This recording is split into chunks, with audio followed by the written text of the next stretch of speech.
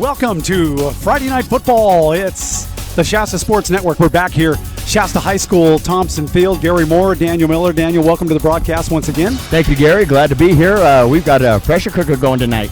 You're not kidding when you say that, because there is so much history with this team that we're playing tonight here at Shasta. It's North Medford.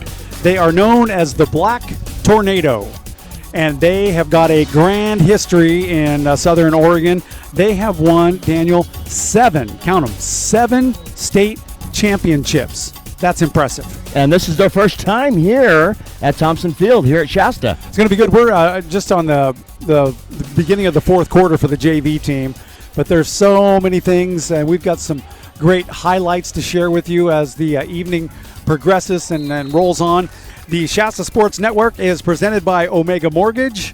They're the best in the business when it comes to mortgage. You can see the Omega team at omglending.com, or you can give them a call at 223-1400. And by Shasta Solutions, solutions that work for you when it comes to computers and anything creative, marketing, public relations. Tyler Whitlow has got it going on. He's the brain behind this whole operation, and we appreciate that. Also brought to you tonight by Hill Collision Center. They'll be bringing you the player of the game. Last week, if you remember, it was... Player of the game last week was Kyle Muckle. It was Kyle Muckle. He ran. He's quick. Not only was he the player of the game, he was nursing a torn hamstring. And we thought that he re-injured that hamstring towards the end of the game in the end zone right down touchdown. there. Yes. It turns out that was just he was cramping up a little bit. It wasn't his hamstring. We'll find out a little bit more. We're going to ask the coach about that. We'll talk to Coach J.C. Hunsaker coming up here in just a little while. Your football game tonight is also brought to you by Reading Electric Utility, REU. They are going to bring us the post-game show. Boundary Waters, Michael Carnes and company with screen printing and creativity like you would not believe. It's off the hook. Get a hold of those folks. They supply the Shasta Sports Network with all of our athletic gear. And by our friend Tony Hort Photography. No, Tony, man, we love you, guy, and we wish you were here tonight. He is at home, and he's just spending a little me time. So, Tony, we miss you, but we love you, buddy, and glad to have you on board. Gary, this is also Shasta's homecoming. It is homecoming tonight, and homecomings are always fun. They're a little bit more lengthy during the halftime event because they usually bring the parents out and things of that nature. And I believe they do a little parade out here. But look at this. This place is just so colorful. Up on front here, in front of the grandstands, you got Unite, Unite, Unite, Fight, Shasta, Fight. Beautiful. The blast zone are rows 1 through 14. 1 through 14. And also, look up front there. They got a sign that says, Get Psycho. Love it. The Shasta High Band is on hand. They're all decked out. They're looking good. And we're looking forward to some pretty exciting football game. Let me give you a little bit of history on those 7 championships and a couple of their players that we're going to be talking about tonight. They've got a guy named Michael Rucker, who's number 63. He is the only returning all-conference football player from last year.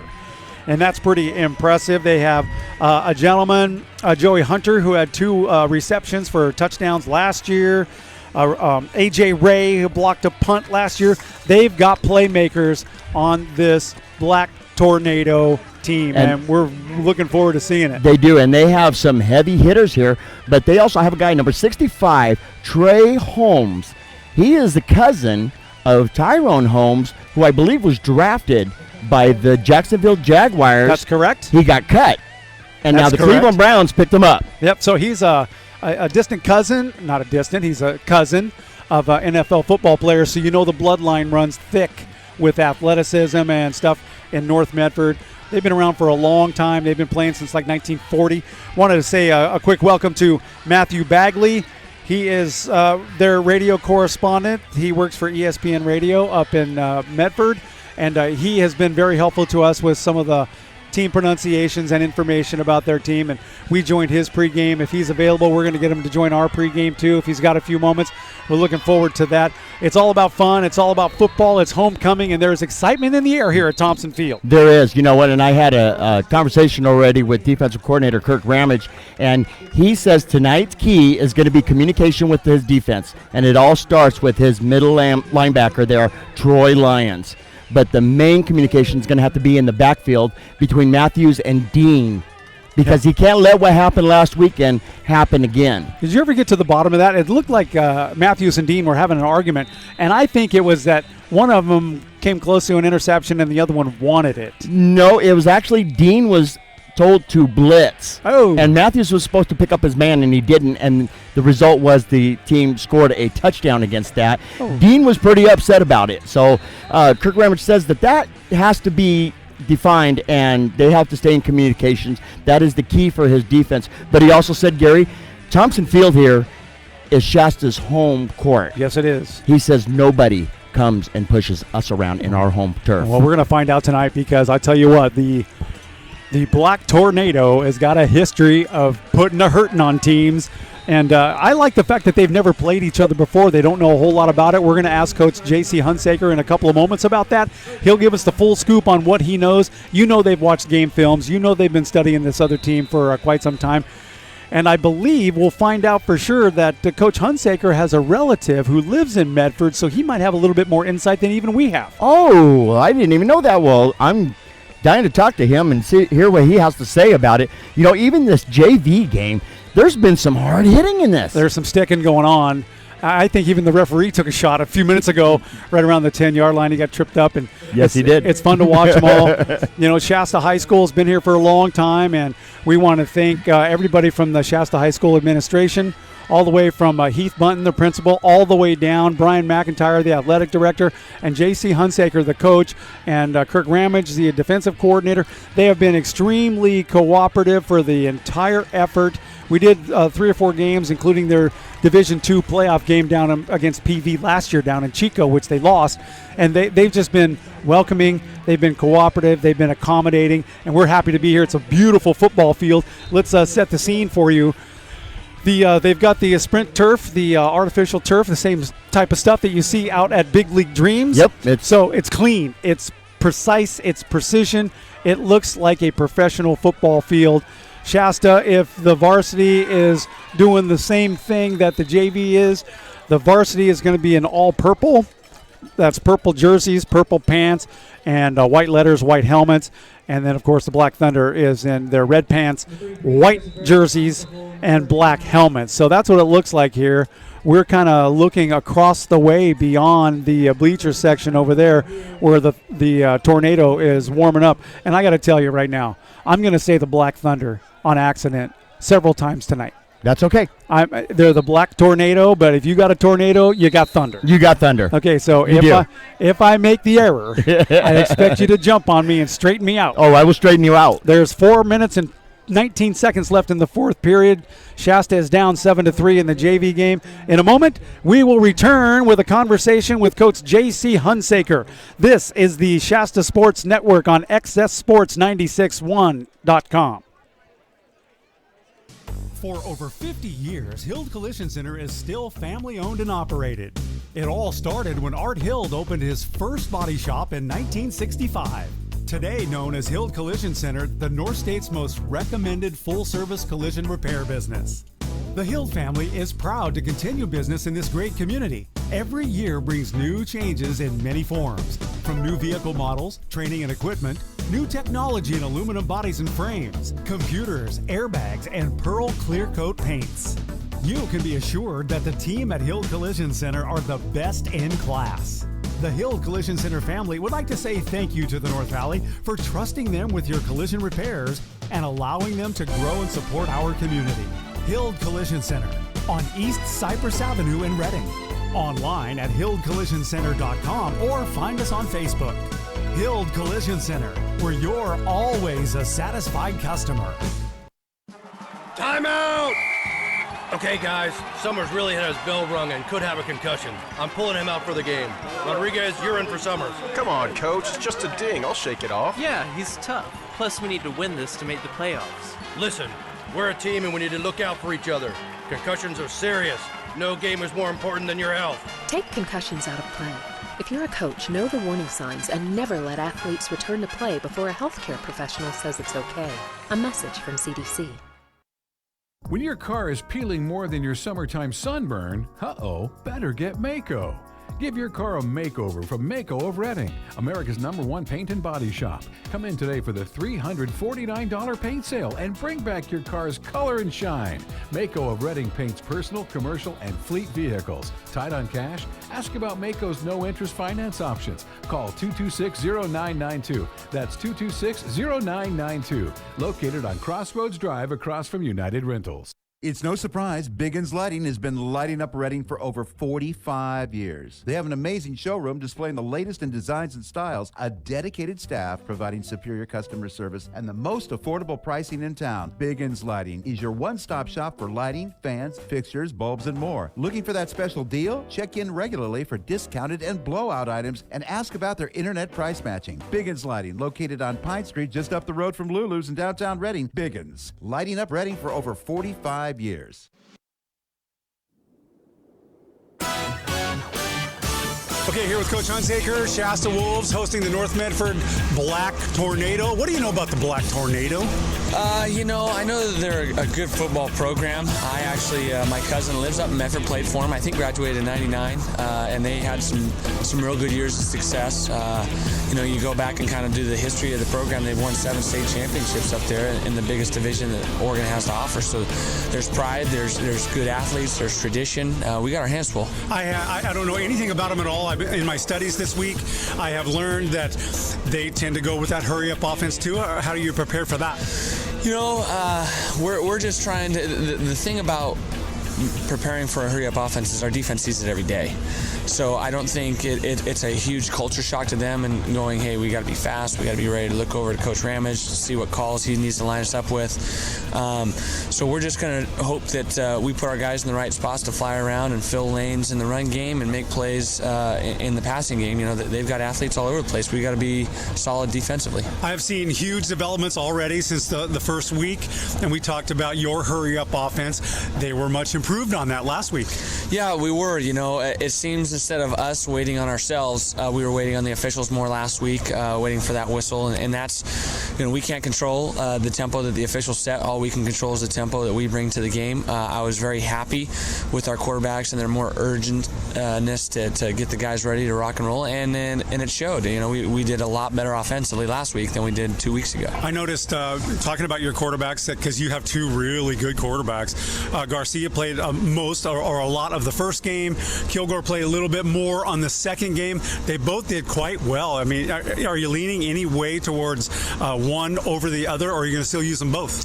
We probably still use them both a little bit. I think Kilgore has progressed more. I thought he had the better game last Friday. We completed through the air. He threw for almost 150 yards, which is what we would love to have on a weekly basis, keep those guys balanced. So I think Kilgore will be our starter, and then just hopefully have that season-long competition of them both competing and improving, and whoever shows me that they're working harder and give us the better option, that's what we're going with. Talk to me a little bit about we talked about your kicking game. I want to talk a little bit more about the kicking game, not the fact that it's good or not as adequate as you would like it to be.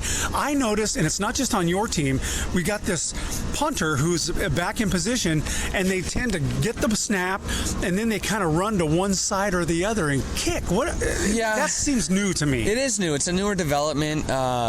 It's called a rugby-style punt, where we're trying to roll and see if the defense is going to stop an attack on the run game or the pass game. We have combination routes developed within it, and then we make the decision on the punter, or let the punter decide, hey, is this a valid option to try and risk this 4th down and try and get a 1st down, or do I just want to just punt this away and live for the next series?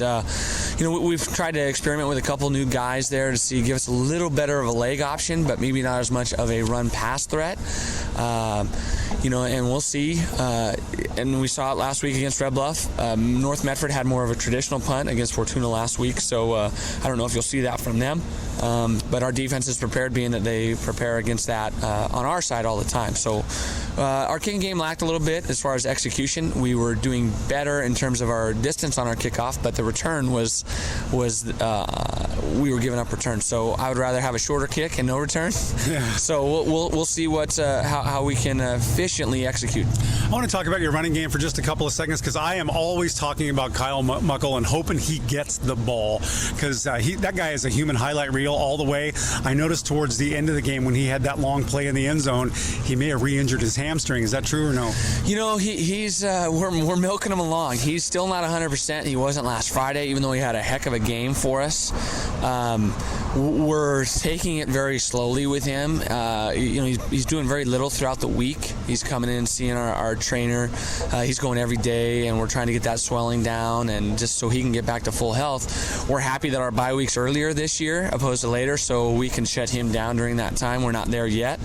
In order for us to get through these next 2 games before our bye week, we need as much Muckle as we can get. Yeah, I agree. But we can't let him re-injure that. He didn't re-injure the hamstring, just a cramp at that point in the game. He'd been working pretty hard, but he's still not 100%. So we're trying to not use him as much. But our first game, we had one of our top wings go down with a concussion. We get him back this week, Seth Park, so we're excited about that, and we'll see what happens. Have you ever faced North Medford before, and what have you done, and what are your keys to tonight's game and winning? We haven't played them, at least in terms of the history that I was able to come across, because I kind of give our guys in the middle of the week the history between the 2 programs, and if there is any. We have not squared off. To prepare for these guys to be successful, we've got to be disciplined football players because they have athletes all over the place. Defensively, they got 2 outside linebackers. I don't know if we'll see that kind of caliber defender until maybe the PV game, So disciplined in our assignments and our execution. And I think the more disciplined football team has an edge tonight to win that game. And then also, we always talk about some of the simple stuff. Turnovers is always huge. A turnover at a key point in the game can change the momentum. We hope to be on the beneficiary of that, not on the other end. So ball security for us, being that we don't throw the ball a ton, hopefully we can go up there and pick off a few balls because Medford does air it out a little bit more. And, let the cards lay as they fall. I'm excited. It's a challenge. It's a good football program, and we've got to earn it tonight. It's not going to be given to us. I'm assuming that it's really nice for you to see other teams that aren't in divisions that you're in on a regular basis, just because it gives you guys a little bit more practice, a little bit more variation of what you see on both sides of the ball. Does that help you at all facing a team that you never have seen? It makes it more exciting. You kind of get into a groove. We talked about it as a coaching staff. You just see the same old opponents all the time. I walked into our meetings this week on Sunday and said, hey, man, I'm ready to rock and roll. We got to figure some things out about these guys, so that it vitalizes your passion of trying to get the X's and O's part of things down. And then it also helps you so you don't have to run into this opponent somewhere down the line again in the playoffs. We don't have that issue with these guys. We can lay out whatever we want tonight in terms of opening up the whole offensive playbook and bringing the house defensively, whatever we think we have to do to be successful to win. We can do that and not be trying to hold anything back, knowing we don't have to see them down the road. Seeing a team that you never ever see before, you probably have to make a lot of adjustments on the fly. Does that make you nervous as a coach? It doesn't make me nervous. That's when you get into the game within the game. That's one of the coaches that I played for back in the day. He talked about, dude, you have to understand the game within the game. And how do things develop? And throughout the first quarter, second quarter, all the way through the third and fourth quarter, we get on that whiteboard, we'll use our echo stuff, and we'll just do our best to make changes or accommodations for our players. Hey, this is something that we think gives you a better shot to execute what we're trying to do here. And we'll get feedback from them and try and put them in the best spots. Well, we got the flyover. We got the band warming up. It's game time. Shasta's 2-0. We're here at Thompson Field tonight against the North Medford Black Tornado. Good luck, Coach. Thank you, Gary. How good is that? Coach J.C. Hunsaker, in his second year here at Shasta, had a banner year the first season. They went all the way to the semifinals and the Division II playoffs last year. They lost to PV in that one. Jason Stovall, we hear you listening. We see you on the chat screen. This is a little bit new technology to us. We've got your end, and I haven't figured out how to respond to you, so we'll just tell you. We got you on our screen, Jason Stovall. We appreciate you listening to us. Tonight we're coming to you from Thompson Field. There's 3.1 seconds left in this football game, and Shasta is down by a score of 7-3. It's going to be a fun night tonight. It's going to be a close game, and I believe that the freshmen actually played before us, and that game was won 7-0. So it's going to be a tight game, and that's what I want to see. Hey, I want to give a quick hello to Enterprise Rent-A-Car and Josh McNitch. He basically takes care of us for the Shasta Sports Network and does all the car rentals. I actually have to go out of town. I'm going to miss you tomorrow night, Gary, but I tell you what, he took care of me, and I got the keys to the car, and it's not even off the lot yet. Beautiful. Also want to say hello to Glenda Lipinski, who listens to the broadcast every week. We appreciate that. And tomorrow night, you're going to be doing a stock car race over at Redwood Acres in Eureka. We will be home for the first home game for Shasta College. They're playing Hartnell College. The Panthers coming to town. They're from the Salinas area. Oh, okay. They've got a good football team, too. We're very excited. We've got guys on their team. Tim Naylor, their quarterback, who played half the game down at West Hills last weekend. We've invited their safety, Mario Mezier, to come to the game tonight. If he shows up here, we'll put him on with us at halftime. Yeah, let's get an interview with him. And, congratulations to our defensive player last week, the man who did the game changer, Robert Joe. Yeah, Carl Robert Joe. Yep, he was actually named Player of the Week by TJ Holmes. Our friend TJ Holmes, sports writer for the Record Searchlight, always provides us with quality content, and I believe he is down at I think he's at the Foothill Red Bluff game tonight, I think. That's going to be a tough game there. But we'll get updates for you as the night progresses. This football game is over, and the Black Tornado is going to win. They're 2 for 2. They're 2 for 2, and we're going to break that streak, hopefully, and I hope that the varsity has a good game plan in store. That's what they're going to need to beat these guys. Good. We got your message. Jason Stovall, I work with him during the day, and we talked earlier about us doing the broadcast tonight. He was going to check in, and I told him I will have the chat feature open. The chat feature is open. Nice. And his message, you guys sound great. We appreciate that, Jason. Thank you, Jason. I just haven't figured out how to respond to you, so I'll work on that. I'll send the pigeon going if that doesn't work. No kidding. Or you can send a text or whatever it takes. Anyone who happens to be listening to us up in the North Medford area or Medford area, if we mispronounce a name, there's a lot of new names that we don't know. Yep. We'll be happy to take your input on that and correct us. We're doing this for fun. We like doing this stuff.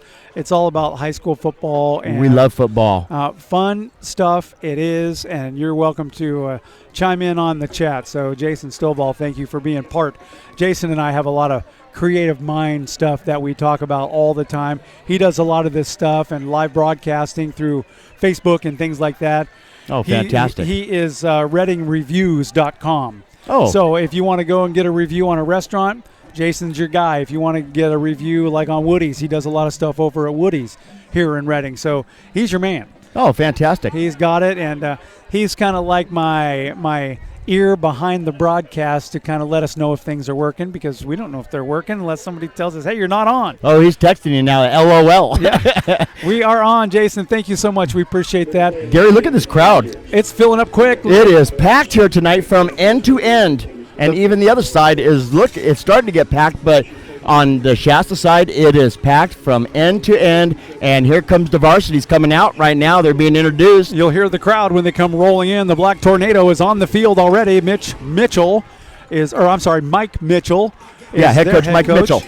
And we're going to try to get an interview with him, hopefully at halftime, towards the end of halftime. Here comes Shasta, the Wolves. Look at them. On the varsity level. They're jacked up, too. They're excited. They're in purple, just like the other teams were. Shasta's in all purple pants and jerseys, white helmets, white numbers. The Tornadoes in red pants, white jerseys, red numbers, and black helmets. Bling on the thunder. We're ready for this. Some fun stuff, and it is high school football at its finest. I really like so many things about this whole league that Shasta is in. They're in Division II, and they said to us last year that Division II is probably the toughest league in the area. I believe that to be true. And I don't doubt that. You got Red Bluff, you've got Paradise. We're going to be going to Paradise here in a few weeks. Valley. Pleasant Valley is always a tough one. You got Chico in that mess, and you got Foothill. Foothill. You got West Valley.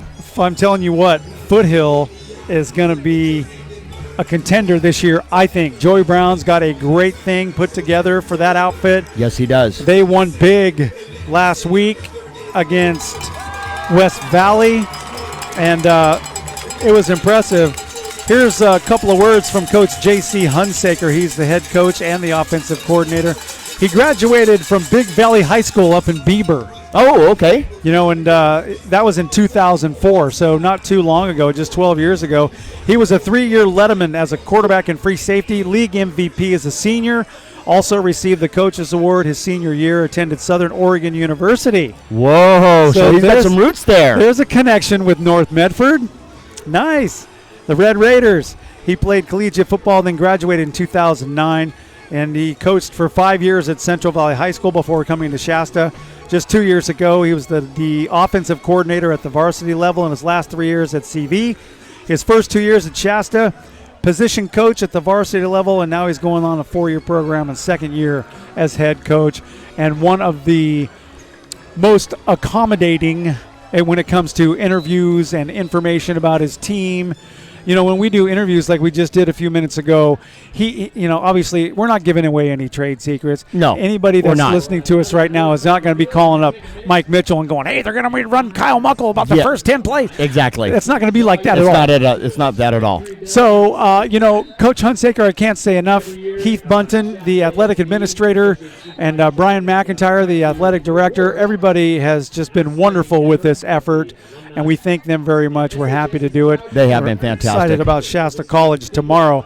We had their their opener last week down in Coalinga at West Hills College. You put us through a ringer that last week, going from MacArthur, and then coming and doing Shasta, and then we had to drive down to Coalinga. Boy, I tell you, that was a long week, but it was worth it. It was worth it. It was. We have a similar schedule next week, in case I haven't told you yet. Okay, bring it on. We do Shasta at West Valley next Friday night. That's only 2 miles from my house, so that's okay. That's even perfect, but when that game's over, we'll load up the truck and we'll go to Merced. We're heading to Merced. That's where Shasta College will play. Holy Toledo. There's a lot. There's a lot of traveling time, huh? There's a lot of fun time is what it is. Okay, it is. So we got more to share with you here at Shasta and North Medford. The Black Tornado will be back in a moment from Thompson Field. You are listening to the Shasta Sports Networks on XSSports961.com.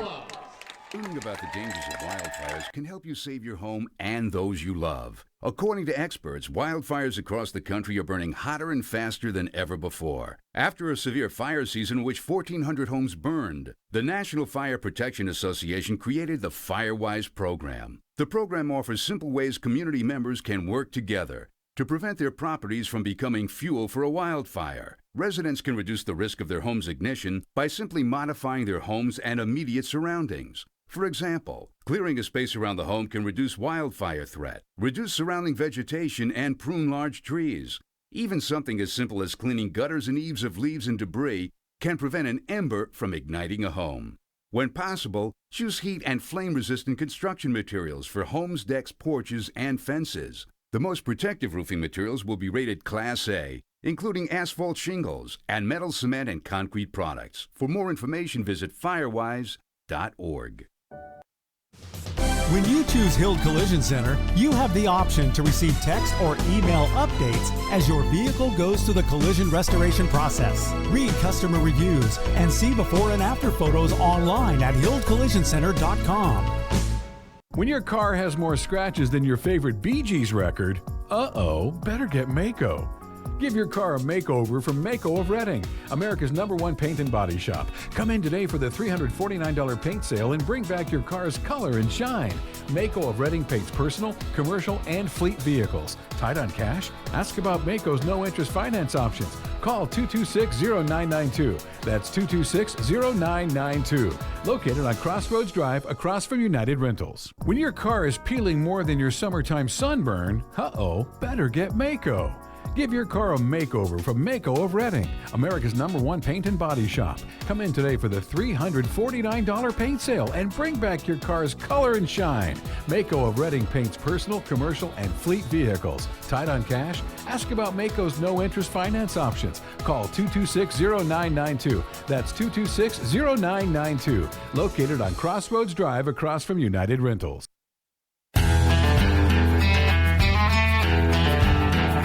And we are back from Thompson Field here, the home of the Shasta Wolves. Tonight, they host the North Medford Black Tornado. I love the name of that team, man. Black Tornado. I mean, it's like the Panthers or the Raiders or the Wolves. The Black Tornado. Black Tornado. That's got a nice ring to it, right? They're gonna tornado. They create a lot of wind, I guess. Boundary Waters is also part of the Shasta Sports Network this season. Michael Carnes there at 907 Hartnell across from Fat Daddy's Barbecue, home of the Surf Ninja. They are award-winning graphic artists on site. They do screen printing, embroidery, and banners. They've got excellent customer service, some of the best ever.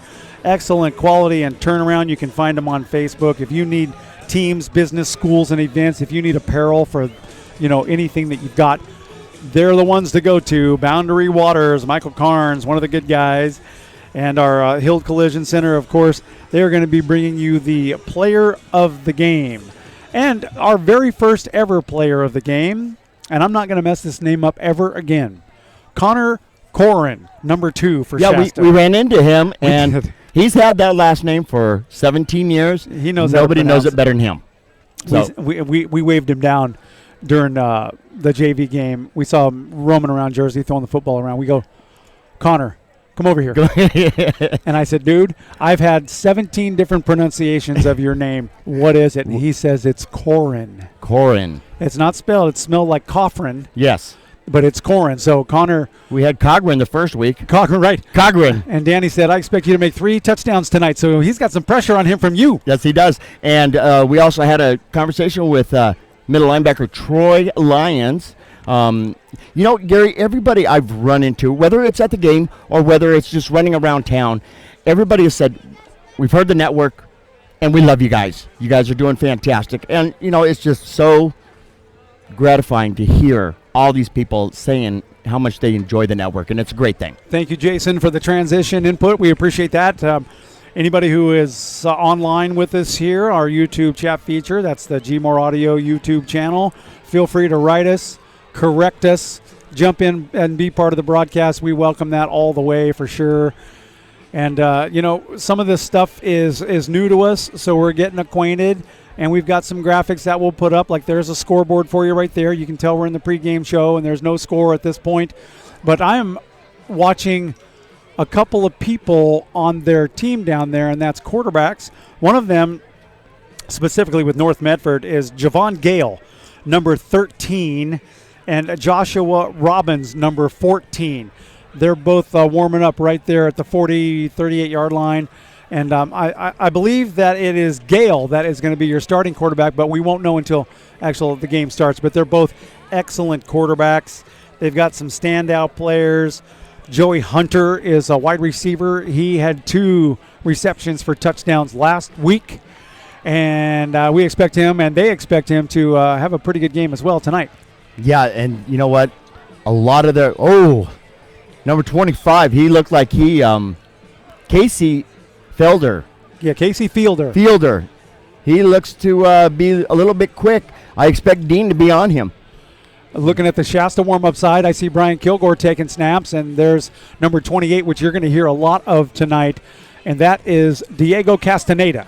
He's going to get the ball a lot tonight. We are sure of that, and he makes things happen. We'll see what the condition of Kyle Muckle is in. He's actually run the ball right now, and he looks to be pretty well warmed up, and he he's not going to kick in that second gear just in practice, but I expect a lot out of Muckle tonight. Kyle's a 5'9", 165-pound senior, and we want to say hello to our friend who is a graduate of Shasta High School in 1954. That's got to be Mr. Gary Cressy. He's our guy, Gary Cressy. We love you, buddy.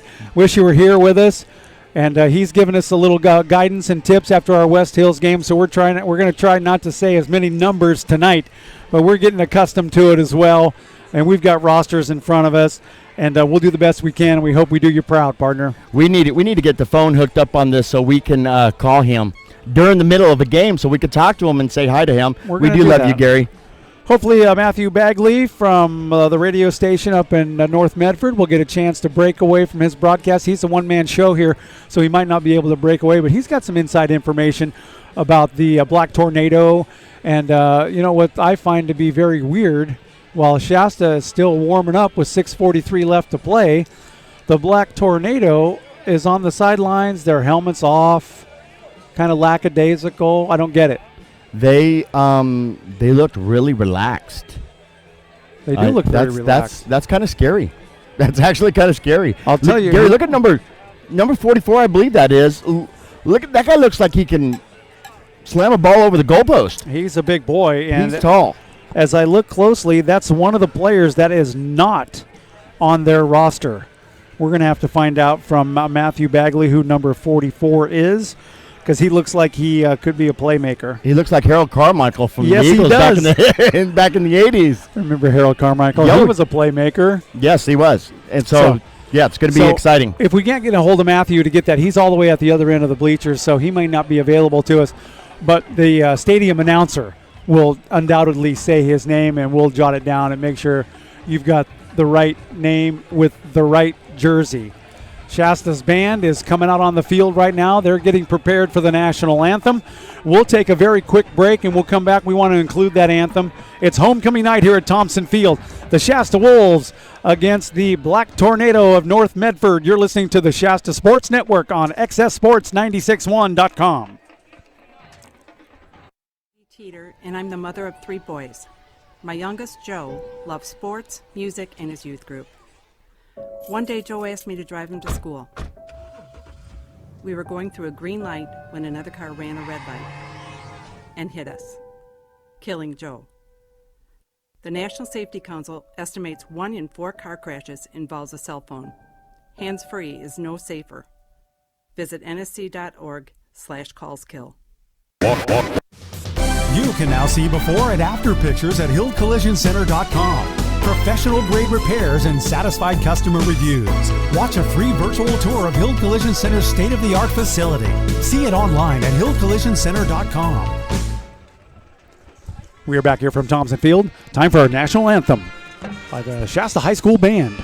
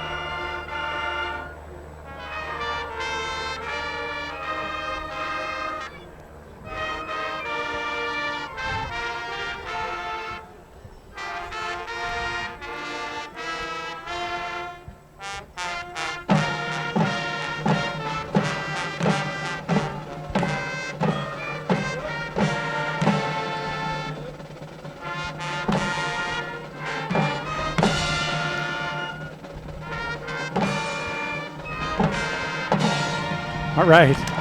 Nice job. Yeah. Oh, there goes the cannon. That's right. We got the cannon here tonight again. We love the cannon. We love the cannon. That's awesome. I'm going to put up a picture of what we just saw. You know, it's a sensitive subject right now, the national anthem. You know, I read a report on the soccer coach. Yes. And he did a fantastic thing saying that any of my players take a knee during the national anthem are going to be on a knee for the whole entire game. You know, I looked into that too, and I thought it was the soccer coach. It was their hockey, the USA hockey coach. Okay, good. That said that. Any of my players that stay on the bench for the national anthem will stay on that bench for the entire game. And that's fantastic because, you know, it's all about respect. I agree. I watched a thing with Jeff Fisher, who's the head coach for the Los Angeles Rams, and they did a whole thing, and I believe it was on Hard Knocks, and they did a whole thing on the national anthem. You will hold your helmet under the left arm. Well, I just posted a picture of the Shasta team, every one of them lined up solid, helmet under the left arm. Yep. That's the way it should go. Defense on the left side, offense on the right side, head coaches in the middle. They're getting ready for the coin toss. We got number 41, captain for Shasta. That is Ratavian Matthews. You're gonna hear that name a lot tonight. Yes. Kyle Muckle is out there. Let's see, number 28, Diego Castaneda is out there. And number 58. That's your big guy. That is Kari Cush, the Cush man. And Kirk Ramage, defensive coordinator, calls him the... He calls him the Crusher. He calls him the monster in the middle. The monster in the middle is Troy Lyons, number 54. Big dudes. He is the... No, Kari Cush is basically the core of the offensive line, but this year he is also playing on the defensive line, and he has made quite an impact. And okay, we've got the coin toss, and it looks like Shasta has won that toss. They have elected to receive. So there is going to be some offense tonight, especially if both teams run the hurry-up offense. Shasta in gray pants. Gray pants tonight. Daniel, I thought it was purple. They are gray pants, purple jerseys, white helmets. They will be moving from our left to our right, and the Tornado will kick off. The Black Tornado. This is going to be good. It's going to be fun. It's going to be good. I love doing this stuff. Folks, if you're not too busy, I would get down to Thompson Field. It's only $5 to get in the gate, and come watch an exciting game. It's a packed crowd here tonight. This is standing room only. And a lot of advertisement out here tonight, Gary. I noticed extra advertisement going out on the track on both sides of the cheerleaders. Yep. Shasta Regional Medical Center, Downtown Market and Deli, North State Orthopedics, and also Hild Collision Center. Our friends Hild Collision Center's down there. Hild Collision Center is grand supporters of high school athletic. They will bring you the player of the game. Connor Corin, number 2, is back to receive, and he's also back there with Gideon McGreeny. Gideon McGreeny. He's jumping up and down, ready to go. He made some big plays last year. Here's the kickoff. We are underway at Thompson Field, and that will go to Gideon McGreeny. It'll bounce off his chest. He'll pick it up at the 5, and he's out to the 8, now the 10. He's up to the middle. He's at the 20. He's got still stepping. 30, 35, 40, and brought out of bounds at the 42. Gideon McGreeny with a great start to this football game. Wow, McGreeny's got some moves on him tonight. He was jumping up and down just before that ball got kicked off. And I can see why. He's loose, he's ready to go, and he made a fantastic move to the right side. Hey, not bad for a kickoff bouncing off your chest. Not bad at all. Okay, so Shasta goes right to that hurry-up offense. And it's Brian Kilgore commanding the team. He's got it. First handoff goes to Diego Castaneda. He's across midfield to the 48 of the Tornado. About a 7-yard gain. Oh, it's already starting with Kurt Gibson there on the far side of the field. Look at that, Muckle in motion. And a fake handoff to one guy. It goes off tackle. They're calling for a fumble. Tornado says there was a fumble. Referees have not indicated that as yet.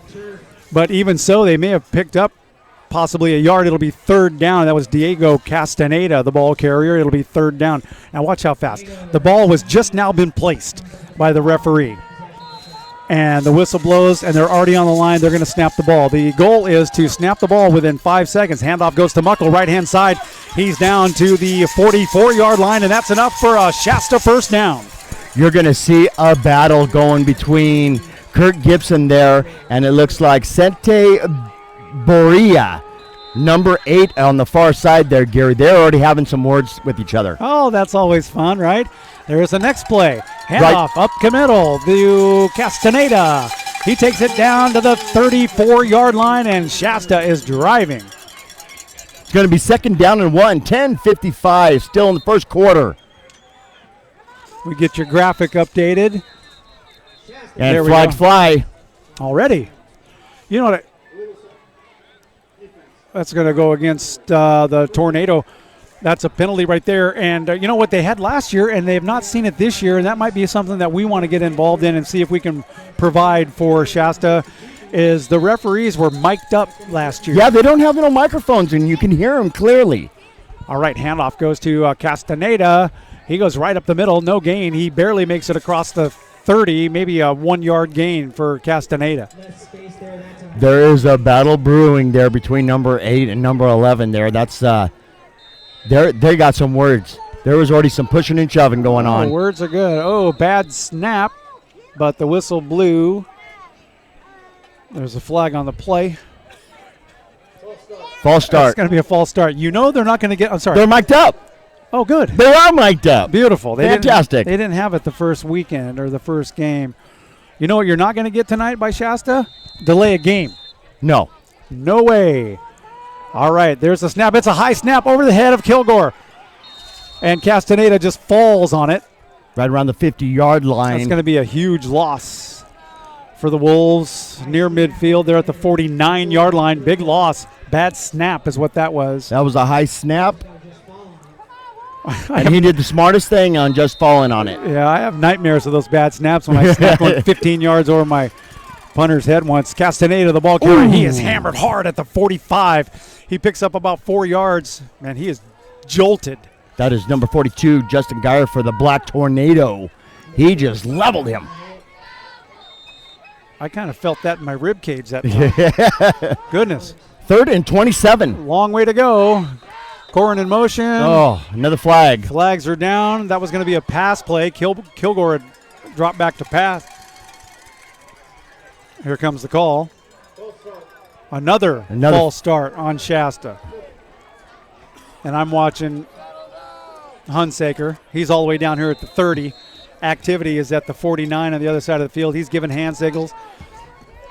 He doesn't look too happy with false starts. No, he does not. All right, handoff is faked up the middle. Kilgore rolls out to the left side, and he's tripped up for another huge loss at about the 43-yard line. Big defensive play. Praise Valuma. Praise Valamu. Number 46 for the Black Tornado made a great open field tackle.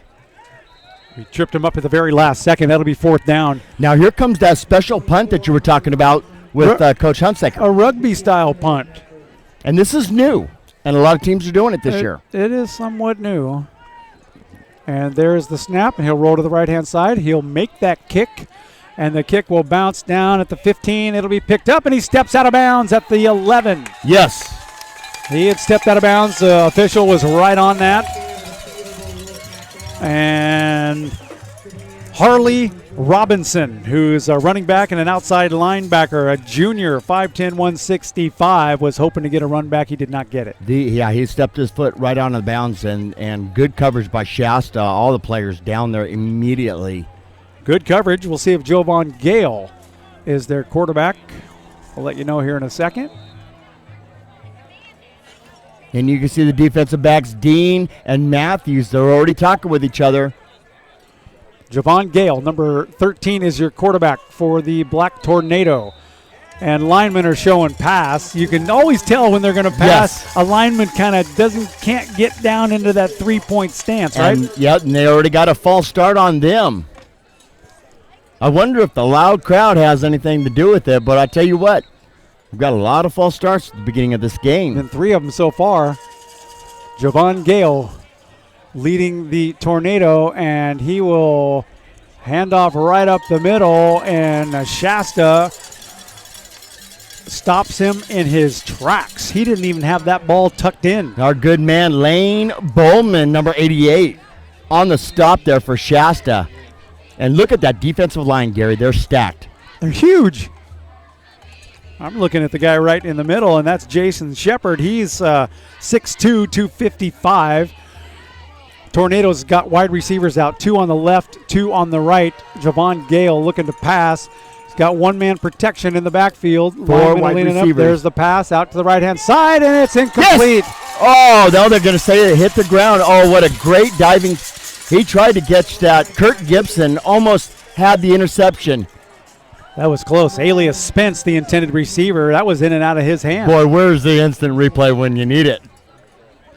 So close. That would have been a game changer early on. We're 7:59 left to play in the first period. There's no score here from Thompson Field. Same setup, wide receivers to the left and the right. Jovan Gale, the quarterback for the Tornado. Here comes the snap. You know they're passing just by the way the linemen look. And there is a flag on the play. before the snap even took place. Offsides defense. That's going to move them 5 yards closer. But they're still deep in their own territory. They still got 3rd and 11 to go. Javon Gale now looking to throw, and he takes 2 steps, drop back. He's got a completion over to the right-hand side once again to Alias Spence, and he's brought down immediately. Short gain for the Tornado. No, they're going to call that a first down. Just made the first down, Okay. just enough for the first down. That was really strange because the chain gang said it was 3rd and 11, and they only got about 6 yards on the play, so that was really weird. They had 5 yards on that last penalty on offsides on the defense. All right, thank you. That'll be 1st and 10 now for the Tornado. We'll see what Javon Gale's got in store for anybody. He'll take a quick drop, throw it over to the left-hand side, and totally overthrows the intended receiver, Joey Hunter, who had 2 TD receptions last week. Boy, it's a good thing he didn't catch that because Matthews was ready to put a hit on him. Yes, he was. I haven't seen so much of that hurry-up offense, though, from the Black Tornadoes here yet. I'm they not seem either. to be huddling up. Just a little bit. They tried it in their first series, and now they're tight. They're showing run right now, but they've got a receiver wide to the left, one wide to the right. And Javon Gale rolls out to the right-hand side. He's got nowhere to throw. He's going to run the ball, and he'll run it out of bounds. Short gain for Javon Gale. He's out about the 28-yard line. Looks to be a 3rd and possibly 3. 7:23 still left in the first quarter. No score here at Thompson Field, but we've got a live crowd here. We do, and the band sounds great tonight. All right, Javon Gale now. Only one in the backfield is one halfback with him. Gale steps back to pass. They got a big throwing game. That pass is complete to Tyler Evans on the left-hand side, and that's going to be enough for a Tornado first down. Dean and Matthews both on the stop there.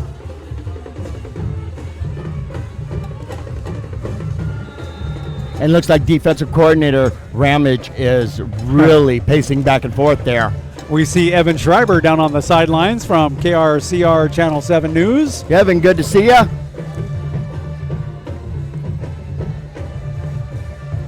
I'm always amazed by Coach Hunsaker, who's like 30 yards downfield watching.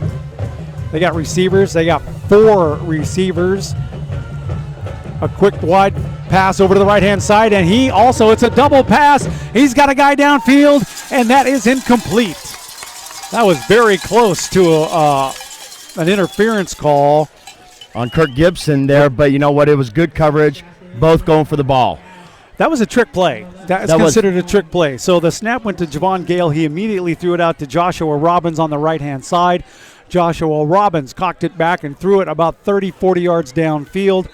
Incomplete pass, and it'll be 2nd and 10. Ball at about the 33-yard line for the Tornado. And there's another flag on the play. A lot of flags early on. That's going to have to be a false start on the offense. Defense, encroachment.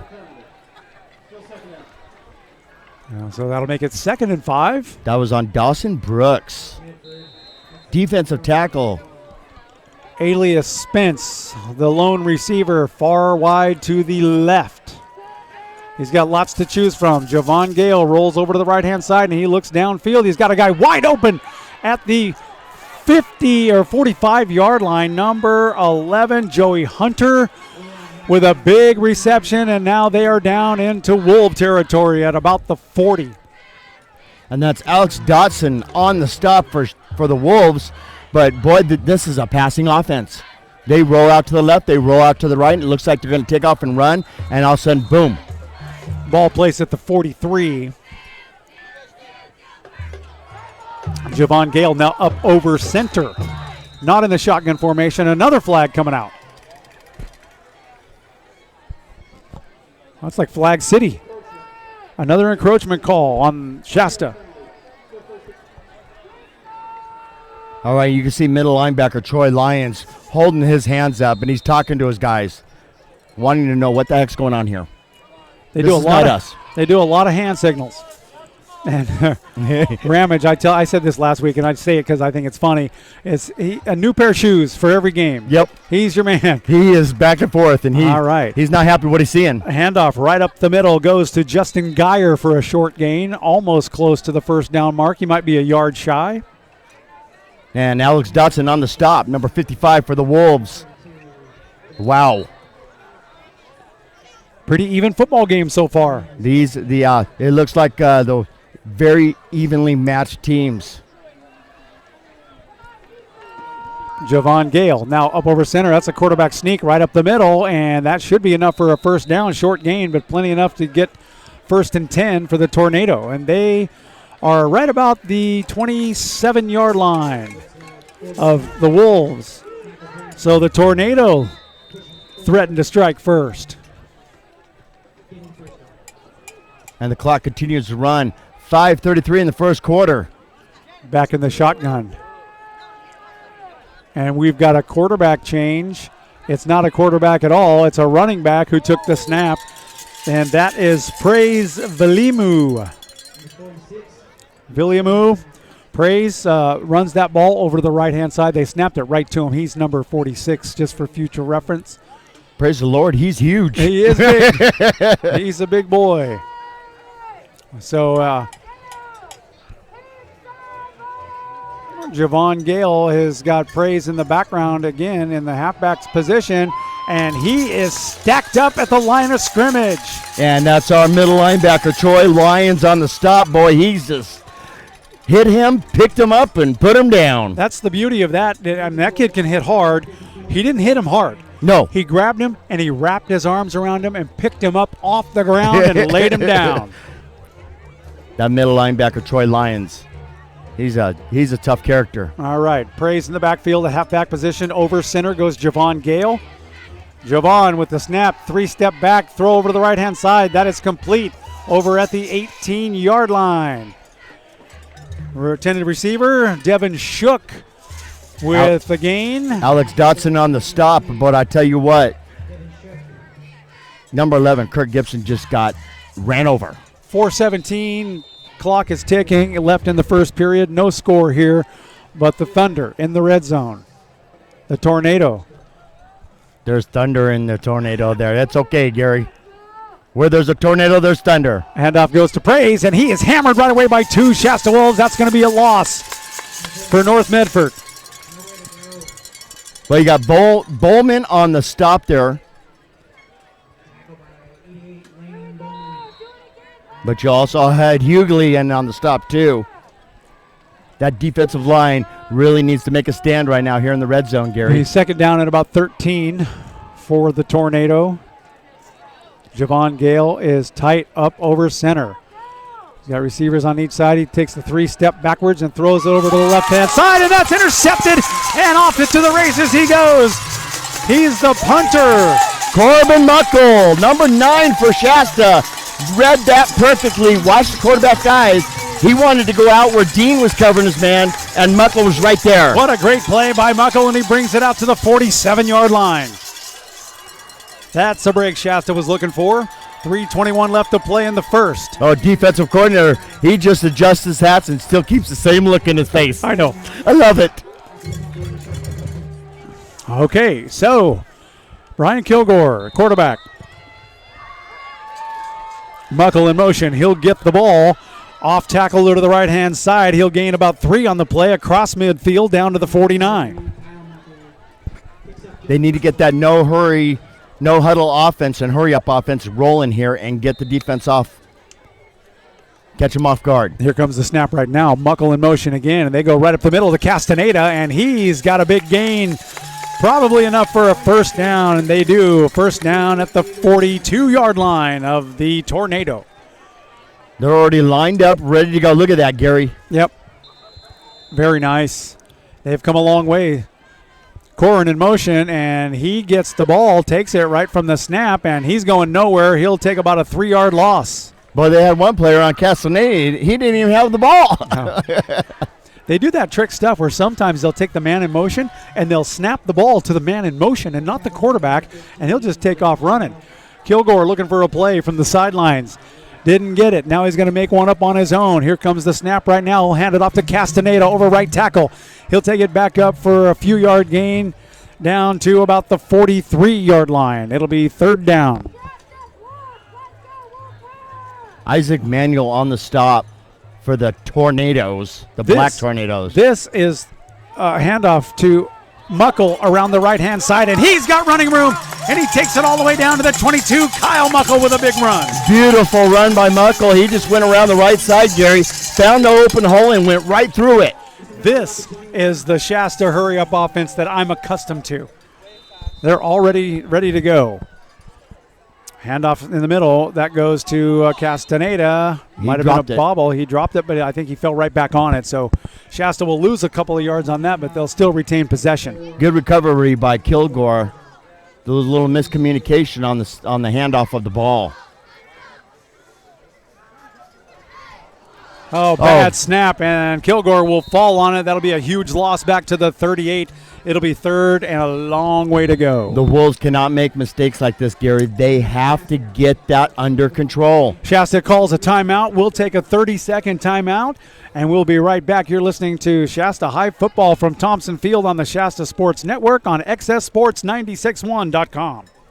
It's no surprise Biggins Lighting has been lighting up Reading for over 45 years. They have an amazing showroom displaying the latest in designs and styles, a dedicated staff providing superior customer service, and the most affordable pricing in town. Biggins Lighting is your one-stop shop for lighting, fans, fixtures, bulbs, and more. Looking for that special deal? Check in regularly for discounted and blowout items and ask about their internet price matching. Biggins Lighting, located on Pine Street just up the road from Lulu's in downtown Reading. Biggins, lighting up Reading for over 45 years.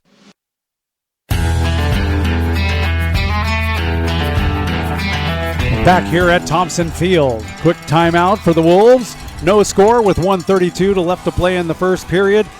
Want to say hello to Maria Salas, Dr. Maria Salas. We're going to talk about her in a couple of moments. She just chimed in on the Sports Network. Hi, Maria.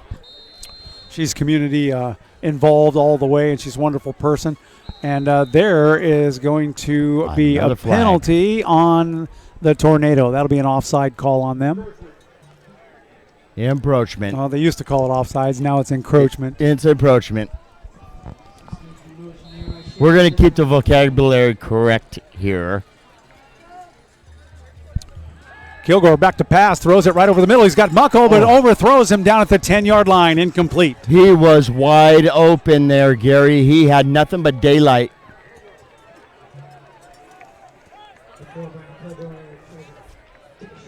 He was going to take a shot there, though. He had to get rid of that ball. They were coming in.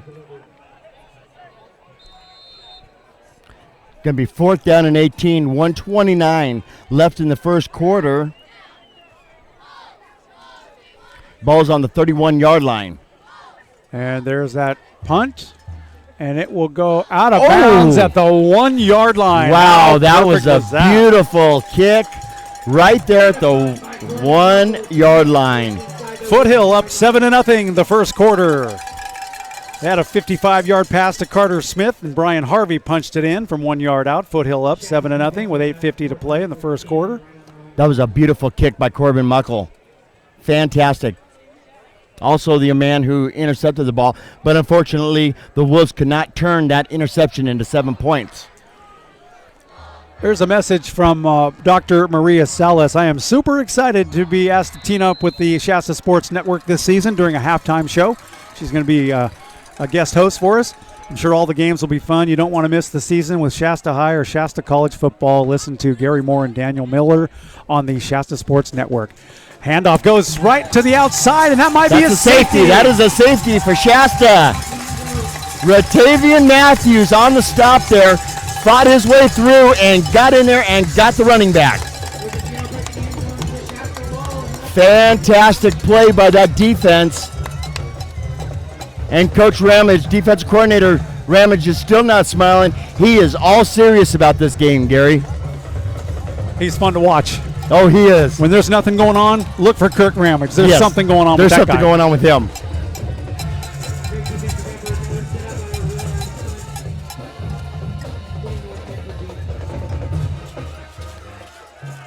What a beautiful play. Ratavian Matthews just drove right through that offensive line and got to the running back and got the safety. 2-0 with 1:19 left here in the first quarter. And Shasta getting ready to kick off. And, oh, what a beautiful defensive stand and play by the Wolves.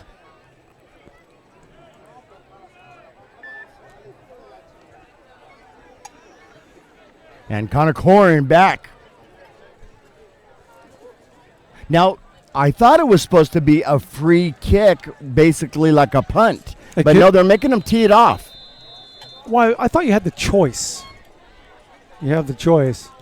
I got my eyes. Oh, they keep it away from McGreeny this time. Oh, Connor Cochran, a jump bounces off his chest and 15 yards behind him. He'll pick it up and he falls on it at the 15-yard line. Whoa, that could have been disastrous for Shasta.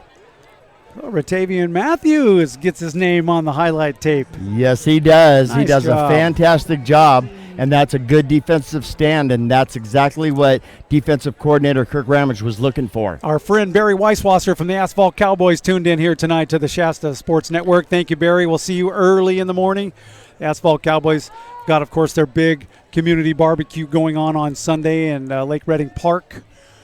You can drive through. It's like the best barbecue you've ever attended in your life. Sunday morning? Sunday at 11 we start serving.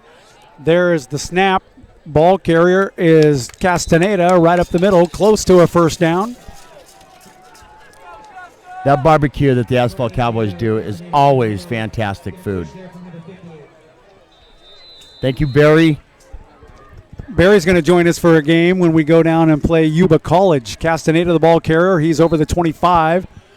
Very short gain, if any.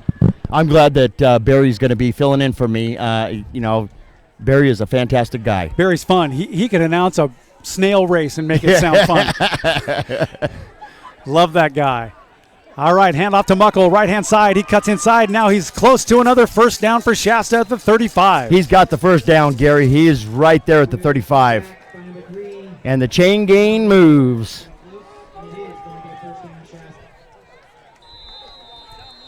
Shasta right up on the ball. Snap goes to Kilgore. They'll hand it off to Castaneda. Castaneda will barely make it to the line of scrimmage, and he's brought down for no gain.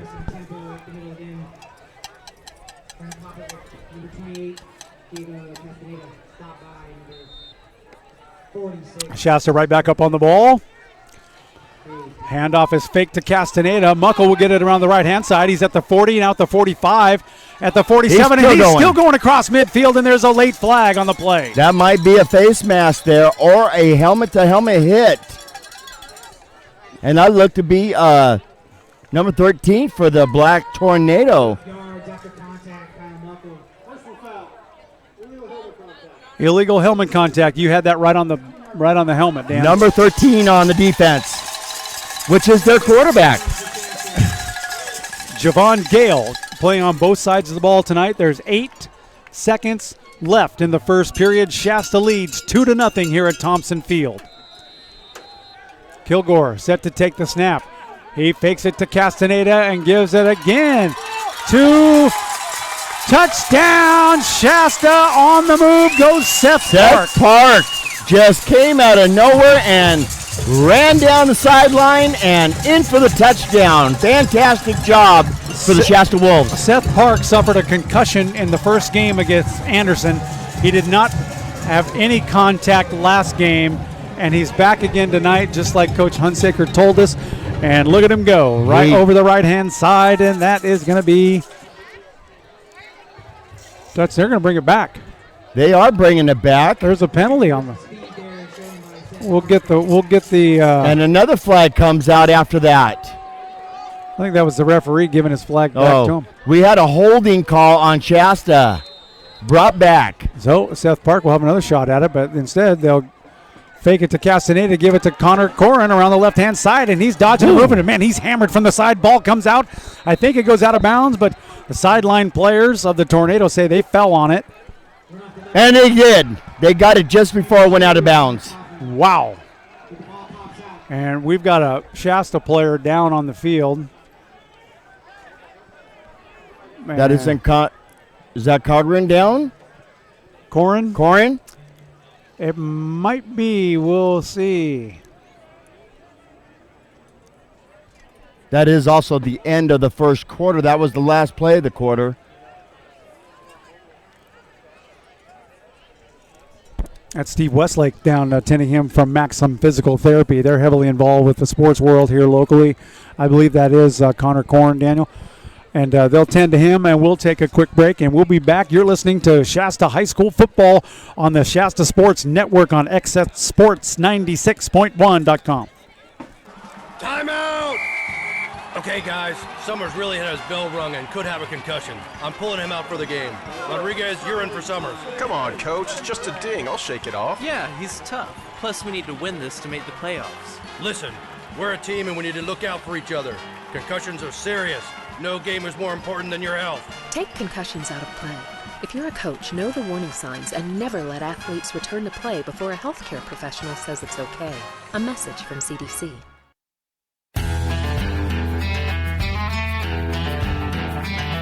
Welcome back, Thompson Field. Daniel, that was Connor Corrin with injury, and he's still slowly walking off the field. That looks like it might be a knee injury, but he is walking. Yeah, I think he got his bell rung a little bit there. He took a really hard hit there, Gary, and he was stopped instantly. And yeah, he's got his helmet off. He's walking over to the bench, but he looks a little woozy. He was hit from the side because I saw his body jolt. Okay, so here we go. We got a change of quarterbacks for the Tornado. Running the ball was Harley Robinson. He gains about 4 on the play. In at the quarterback position right now, Joshua Robbins.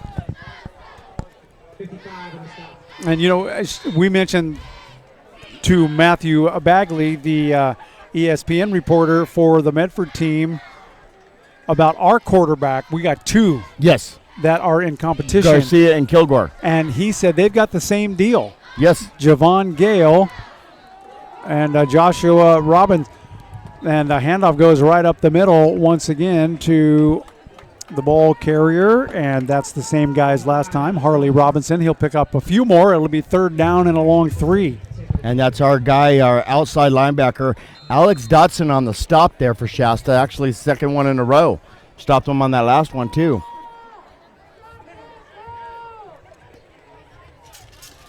A lot of similarities in these offenses. Joshua Robbins is a junior, 6 foot 180. They're changing it up a little bit. Quick pass, and that's incomplete at the 35. Flag on the play. Pass intended for Tyler Evans. Late flag on the play. Late flag on the play. I wonder what that's going to be on.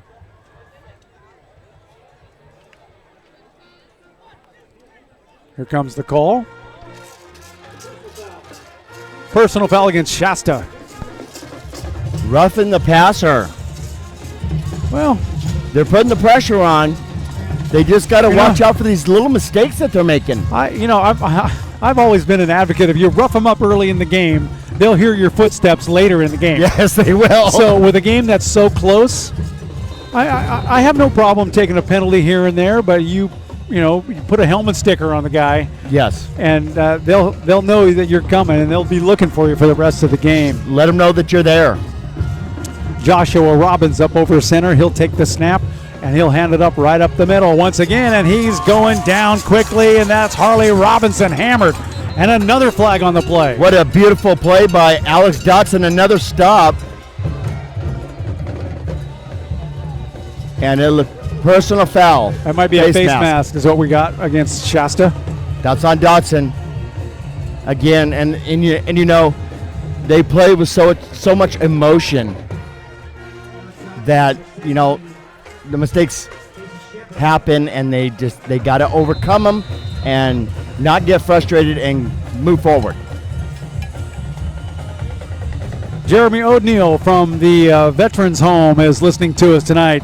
Jeremy and I talk football in the hallway every day, all day. He's got a kid that is a stud that could play for Shasta. He might be coming to Shasta here in the next couple of years. Pass over the middle, and that is complete. On the move goes Alias Spence. He'll take it down to the 28-yard line. On the stop there, Kirk Gibson on the stop there and on the coverage. That was a nice rollout there. And they've done a quarterback change themselves. Joshua Robbins now for the Black Thunder, the Black Tornado. Okay, so you and I are tied at 1 with the Thunder. Yes, we are. Right? 10 minutes left before the half. Showing the pass right now for quarterback Joshua Robbins. He throws it right over the middle, and he had a guy wide open. He underthrew him. Incomplete at the 10. You can see right now, Gary, that they're trying to spread this defense out now. I noticed that. They're doing the quick counts, and they're trying to get this defense spread out. Trying to catch Shasta off guard a little bit here. Middle linebacker Troy Lyons needs to get this defense together and lead them. He's not doing his usual Mike Singletary in the center there. That's right. Joshua Robbins takes the snap, fades back, throws it way deep under the far left corner, and he overthrows the intended receiver, and that pass is incomplete. Pass intended for number 21, Tyler Evans. That was Ryan Dean on the coverage there, and he looked like he just blanketed him. That was great coverage. That was very good coverage by Shasta, but this is a very close football game. 9:47 left to play in the first half. Shasta leads 2-0. That was a result of Ratavian Matthews' safety. Robbins now takes the snap, and he's got all kinds of room.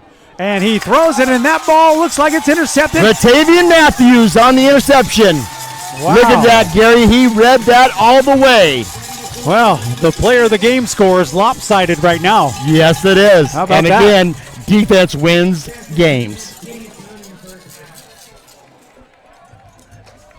You know what we haven't heard tonight, Gary? We haven't heard that cannon go off yet. Well, we heard it when they got the safety. That cannon is awesome. We need a cannon. I thought we were going to get one. Is it in the budget? You know what? We're going to put it in the budget. There's going to be a timeout, Shasta, right there. It'll be a quick one with 9:42 left to play. We'll take a quick break, and we'll be back. It's the Shasta Sports Network on xssports961.com. When you choose Hill Collision Center, you have the option to receive text or email updates as your vehicle goes through the collision restoration process. Read customer reviews and see before and after photos online at hillcollisioncenter.com. Back here from Thompson Field with 9:42 left to play. Shasta leads 2-0 as a result of a Ratavian Matthews tackle for a safety, and now he's got an interception to his credit. Right now, Ratavian Matthews is putting on a clinic out there. He is being the Troy Polamahu that we all expect him to be. He is also Shasta's hardest hitter. And he's doing a fantastic job. He's reading the quarterback, he's looking at his eyes, and he's following his eyes. Fantastic job. Here we go. Shasta with the ball. Handoff goes right up the middle. Short gain, 4 or 5. Still plenty of time left in the game, Gary. Vincent Smith, the ball carrier. That's his first touch tonight. And they go with a quick snap. Man, the whistle, dead ball, and flag is out. Offsides on the defense. Encroachment. Excuse me. Yes, used to be offsides. Now it is encroachment. It's encroachment. Encroachment? Yeah. That sounds like an itch. I know. Sounds like a medication for diabetes.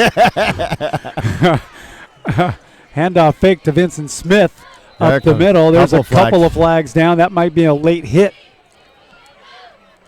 Man, this game is riddled with penalties. It is. Far. You think you're looking at an Oakland Raider game here with a lot of the flags coming out. You know, face mask. You know, as a Raider fan, I'll take that. Yes. We both have to. Yep, you're a Raider fan too. Raiders open up this weekend in New Orleans. And I got a feeling Mac is going to put Breeze on his back. Breeze just signed a 2-year deal for $44 million. Handoff right up the middle. That might be Castaneda. It is.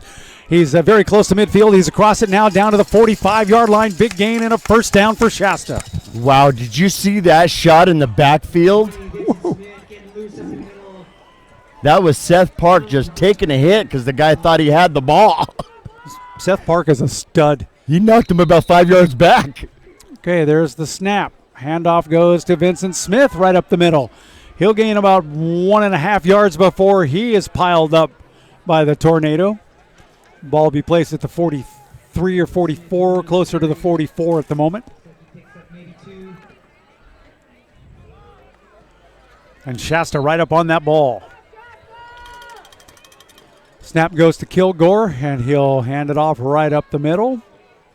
Boy, this is just running it down your throat offense here. Very short gain right there. Vinny Smith touching the ball a lot in this second period.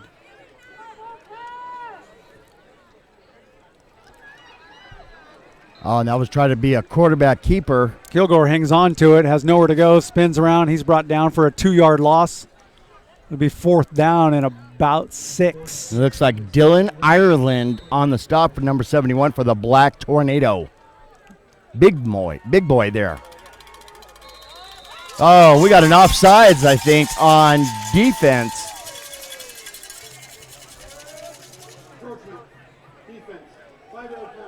The encroachment again. Well, you know, with as many flags have flown tonight, you can go ahead and just paint this field yellow. No kidding. All right, there's the snap, and Kilgore didn't have anybody to hand it off to, and he didn't know what to do. He juked to the left, then to the right, and he'll take a loss down there, and Shasta will give up the ball on downs. 7:46 left to play, still 2-0 Shasta here at Thompson Field. That was a little misread there on the offense, and Kilgore didn't know what to do with it, so he tucked it and tried to at least get the first down.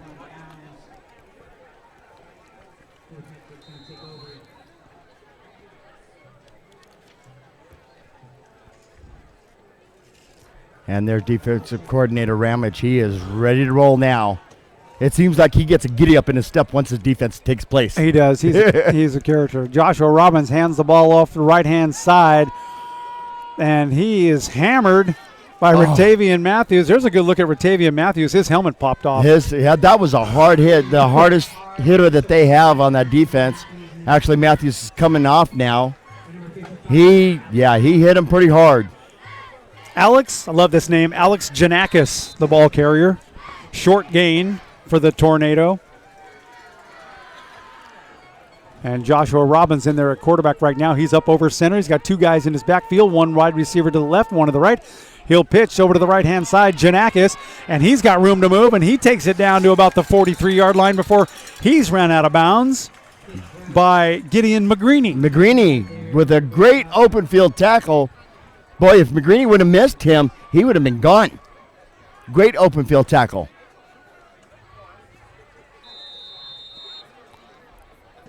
Clock continues to run. 7 minutes till halftime. 2-0 Shasta. Good football game going on here at Thompson Field tonight. Robbins now takes the ball, hands off immediately to Janakis. He's brought down immediately for a 2-yard loss. Corbin Muckle, number 9, with a great defensive play there, stopping him in the backfield. That'll bring 2nd and 12.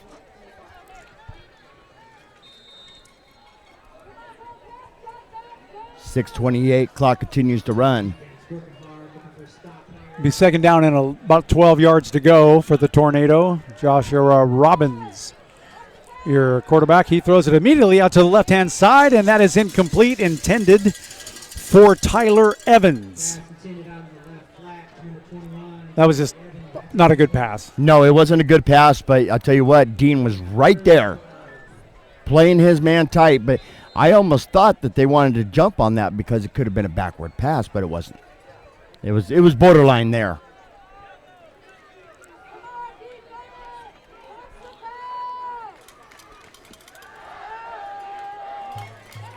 Pass complete, left-hand side. And there's a whole host of Wolves all over him. A big gain, but not enough for a 1st down. Muckle had him wrapped up and lost it. You got it when you get your hands on those legs. You got to hold on tight and bring them down.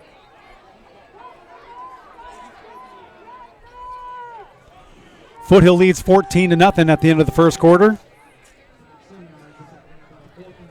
Foothill looks to be tough this year, Gary. They do. Joey Brown's got a football team, man, underneath him, and he's got some big playmakers. The top 2 players in the league are on his team. Roll out to the right-hand side. Robbins throws it over. That's an incomplete pass at the 25. Receiver's looking for a call, but he didn't get it. Ratavian Matthews almost had that on the overthrow. He dove for it. He could have had it there. Would have had a second pick. Now, correct me if I'm wrong, Gary, but I believe Shasta and Foothill play at the end of the year. Last game of the regular season. So if they both go undefeated, we could have a deciding factor right there.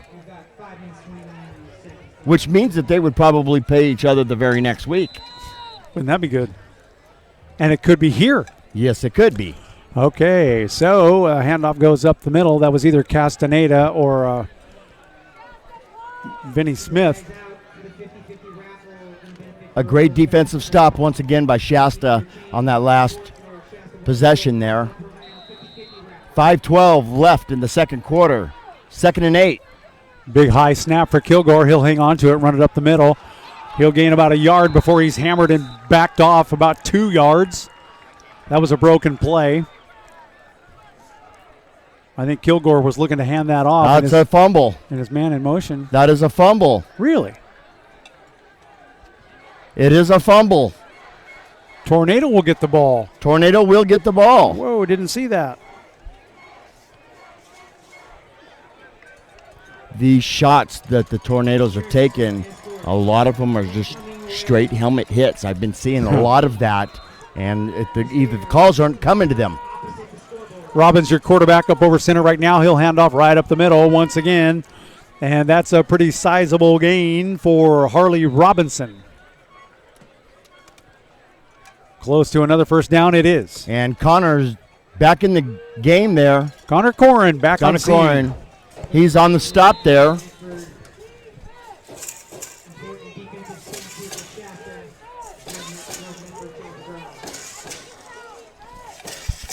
Robbins now takes the snap, pitches it out to left side to Harley. Harley will run it down, puts his head down, drives.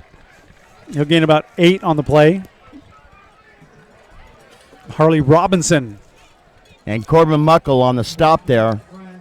Runs him out of bounds. We're getting some updates from the Foothill game, so we'll keep you updated on that. Foothill leads 14-0 at the end of their first quarter. Half the distance to the goal, another penalty. Man, there's a lot of penalties in this game.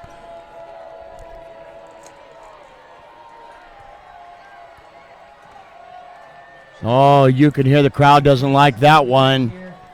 4:36 left to play, and the Black Tornado is threatening to score. They are inside the red zone, right around the 10 or 11-yard line. Handoff goes to, there's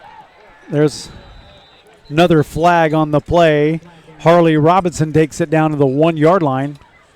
That might be a holding. It is a holding against North Medford, so that'll back them up. You want to know how I knew? I saw it. You got to use your peripheral vision when you do this game. Usually when, it's a running play, it's most always a hold. This game's going by quick, seems to me. 4:25 left to play in the first half. Harley Robinson now stepping up for the Black Tornado. He's in the backfield right now. They are in the red zone. Robbins fakes the handoff. Now he rolls over to the left-hand side. He's got pressure, and he drops the ball, picks it back up, loses his balance, had that forward momentum, couldn't get it, and finally goes down at about the 18-yard line. You know, I believe Corbin Muckle had him there, but what a good sense of balance there, and actually the ball actually helped him stay up a little bit. Muckle almost tripped him up there. He had him. And that quarterback, Robbins, was lucky when he dropped that ball. It bounced right back up in his hands. Yes, it did. Well, hopefully Shasta can make another defensive stand right here. Back to pass, and he looks for a guy over in the end zone. That should be an offensive pass interference there. Pass incomplete. Kirk Gibson would have had that ball in the back of the end zone there. Incomplete pass intended for Tyler Evans.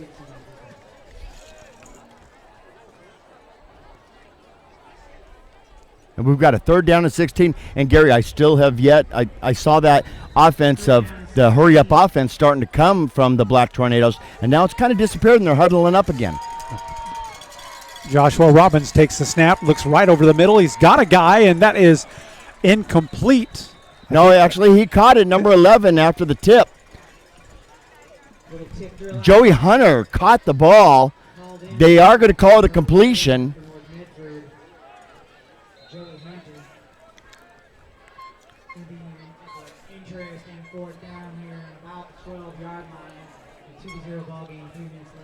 So they're at the 12-yard. Now they got a decision to make. They're going to take a timeout here, Gary. We will take a quick timeout. You are listening to the Shasta Sports Network. You can now see before and after pictures at hillcollisioncenter.com. Professional grade repairs and satisfied customer reviews. Watch a free virtual tour of Hill Collision Center's state-of-the-art facility. See it online at hillcollisioncenter.com.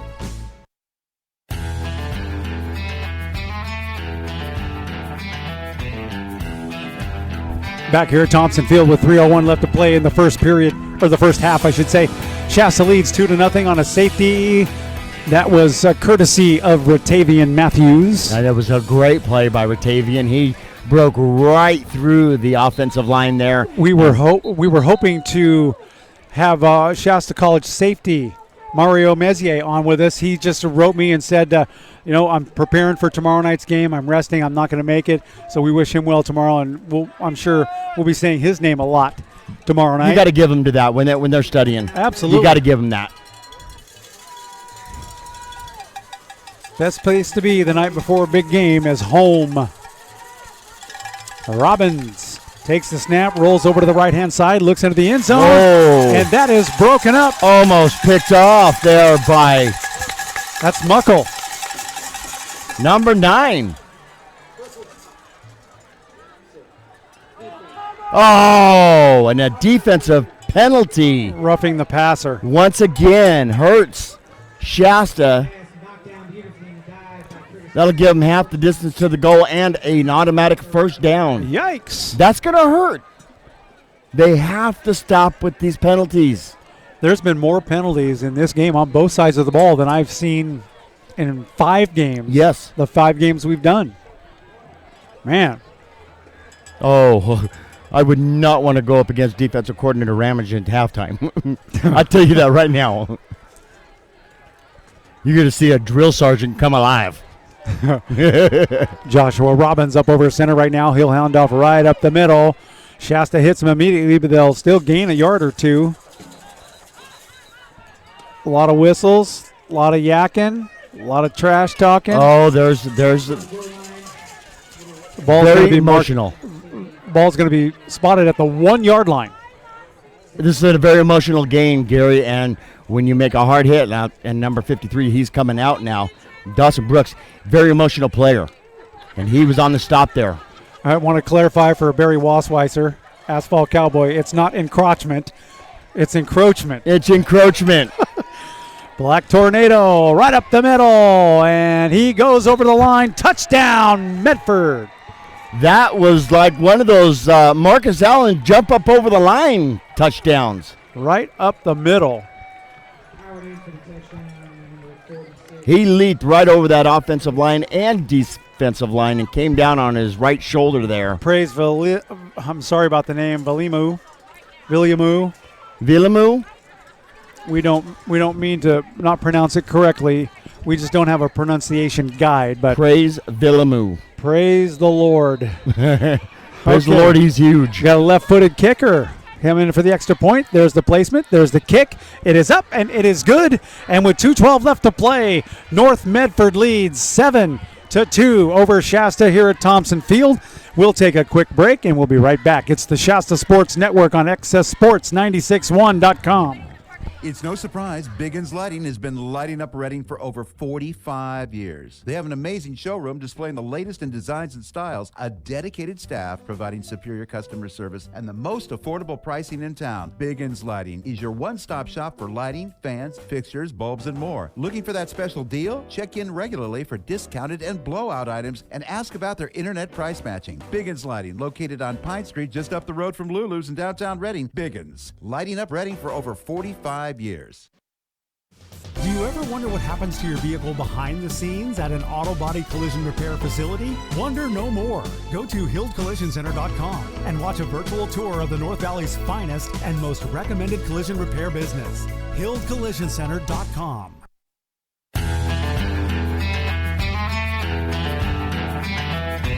Back here at Thompson Field with 2:12 left to play. North Medford leads 7-2 in the first half. Back deep to receive the kickoff is Mr. Gibson. Gibson himself. And Gideon McGreeny. Gideon. Get on with it, young man. Gideon, get on with it. He's going to take it. Oh, he bobbles it again. Hits him off the chest. Now he'll start running it out. He'll takes it up to the 5, 10, 20. Now to the 25 and finally brought down to the 28. This is a physical football game. This is a tough hitting game. And I tell you what, I'm feeling the hits up here, Gary. Whew. It's getting so rough, we're going to need some water up here. That's 3 kicks, 1 punt, 2 kickoffs that have bounced off the chest of the Shasta receivers. They need to get that ball and run with it, and they need to hang on to the ball. They'll be working on that over the weekend. Left-hand side, big run. Here he comes. Nice juke and a good gain right there. Seth Park again. Seth Park back in the action. He is quick. Takes it over to about the 37-yard line. Big gain.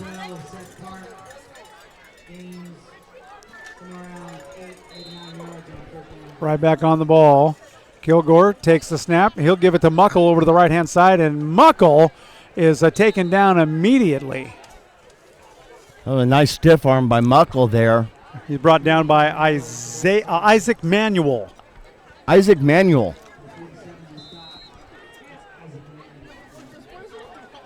One more time. They fake it up the middle, give it to Muckle around the outside. He's got some running room. He's across midfield, down to the 45, and another flag is down on the play. Wow. Gary, go ahead and just paint me yellow tonight.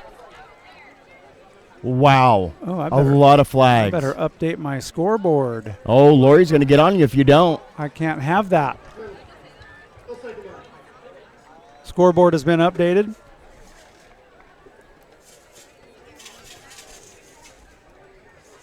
A tough physical game here for Shasta. 1:14 left before halftime. Score is 7-2, North Medford. Black Tornadoes lead. Close game right there. Handoff goes to the left-hand side, and that is Seth Park again. He'll take it across the 40, and he looks like he might have enough for a first down. You know, Seth has got some really good moves in the backfield there, Gary. I'm really impressed with Mr. Parks. So, yeah, the chain gain's moving. Yeah. Chain gain is moving. Back to pass goes Kilgore. He's looking. Oh, and he's hammered at the 30-yard line. Big sack. Look at the dance on number 33 there. R.J. Biddle. Praise was involved in that one. They do that pretty good robot dance when they sack the quarterback there. Yeah. They got the moves up there in North Medford. Is that what it is? Yeah. They got the moves like Jagger. How about that?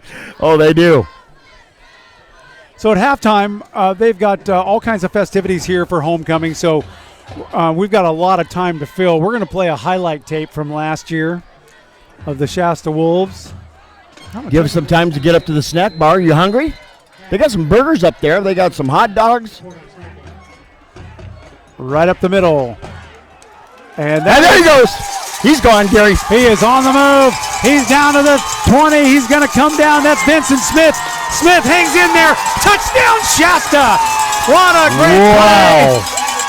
And surprising enough, Daniel, not one flag on the play. Not one flag, and he was gone, Gary. Smith has got the moves up the middle. He's got the moves like Jagger. He does. Vincent Smith with a huge run.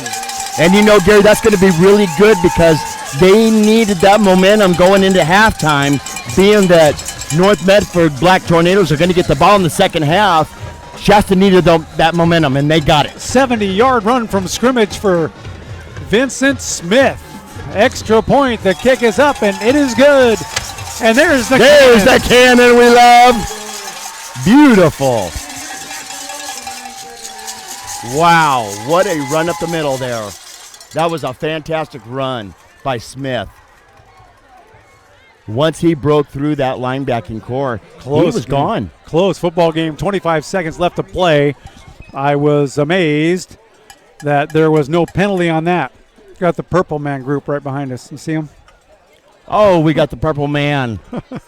Oh, with no face. With no face. Yeah. Oh, boy. Okay, I need you around Halloween time, buddy, and it's coming up.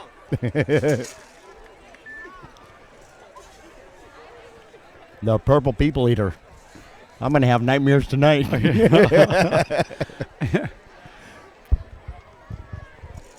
25 seconds left to play. Shasta leads 9-7. We'll stay with you here for the kickoff. We might as well. 25 seconds left. I tell you what, Gary, what a great run by Smith. Once he got past that middle linebacker, he looked like he shifted into third gear, and he was gone. And he still had about 40 yards to go, but I knew he was gone. He was almost brought down like 2 or 3 different times, but if you don't wrap your arms, you can step right through that, and that's exactly what he did. He kept those knees high. And that was all occurring just inside the 5-yard line, and it looked like 2 guys were going to get him. He did a nice little spin move just to finish off the touchdown. We just got a message from our girls at home who are listening to the game. They say we're technically challenged tonight. What's the score? We've got 8 seconds left in the first quarter. Squirrely pass. They just fall right down on it. Brett Barrick fell on the ball right there, and Black Tornado will take over at about the 27, 28-yard line. 24 seconds left to play. Shasta leads 9-7 here at Thompson Field. Technically challenged. Technically challenged. I told them they can fast forward. They can fast forward the game. We are technically challenged. I love that. That's a good one. Amber, Haley, Lori, thank you, girls. Glad you could tune in.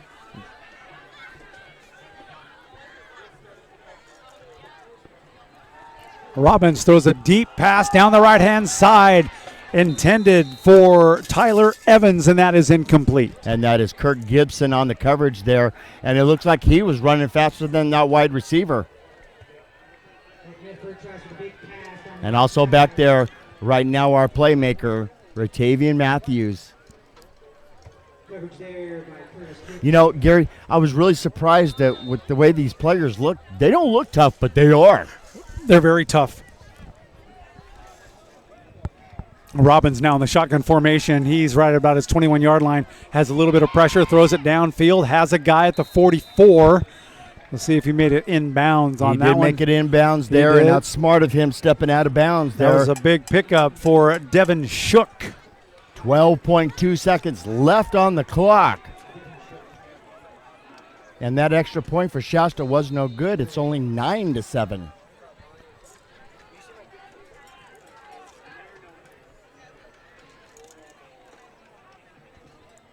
First and 10, ball on the 44-yard line. Black Tornadoes moving from our left to the right.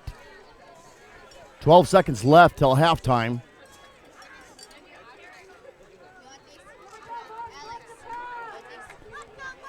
Robbins back to pass, rolls over to the right-hand side, looks way downfield, doesn't have anybody to throw to. Finally finds a guy intended for Joey Hunter, and he misses that play. Beautiful defensive play there by Ratavian Matthews. Tipped the ball. Incomplete pass. Ratavian Matthews is the man tonight. He is all over that field. And that's exactly that communication that defensive coordinator was talking to us about, that they have to have.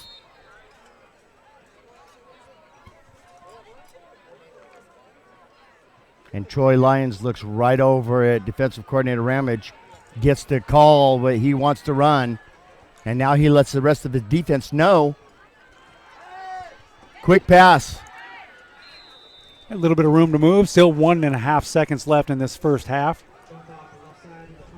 I would look out for the Hail Mary. I think that they're going to try the Hail Mary. Why not? That is good for the Wolves to go into halftime with that momentum. That run by Vincent Smith was a big game changer. It was, in the but first still, half anyway. 2 points. Changing. That's 2 right. points. That stands on Ratavian Matthews. So this should be the last play for the first half. Joshua Robbins, quarterback for North Medford. High snap. He bobbles it. Now it hits the ground. He'll pick it up and try to run, and now he's going to throw it deep down in the end zone, and that'll be incomplete. There'll be a flag on the play. So they'll if this is a defense, they're going to run one more play. They got an ineligible man downfield, I believe. Oh, that's exactly what it is. Guess you saw that. I did see that.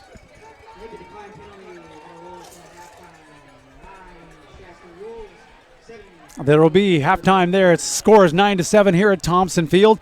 We'll take a break and we'll come back with a halftime analysis for you and all the festivities and a highlight tape from last year's Shasta Wolves. We'll be right back. This is the Shasta Sports Network on xssports961.com. For over 50 years, Hild Collision Center is still family-owned and operated. It all started when Art Hild opened his first body shop in 1965. Today known as Hild Collision Center, the North State's most recommended full-service collision repair business. The Hild family is proud to continue business in this great community. Every year brings new changes in many forms, from new vehicle models, training and equipment, new technology in aluminum bodies and frames, computers, airbags, and Pearl Clear Coat paints. You can be assured that the team at Hild Collision Center are the best in class. The Hild Collision Center family would like to say thank you to the North Valley for trusting them with your collision repairs and allowing them to grow and support our community. Hild Collision Center on East Cypress Avenue in Reading. Online at hildcollisioncenter.com or find us on Facebook. Hild Collision Center, where you're always a satisfied customer.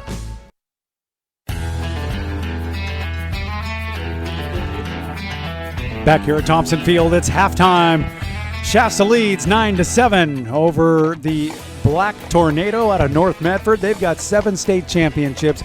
I expected exactly what I'm seeing here tonight is a very close football game. It's a very close game, Gary, but you know what? More than that, it's a very physical game, and it's a very flag type of game. Whew, so many penalties in this game.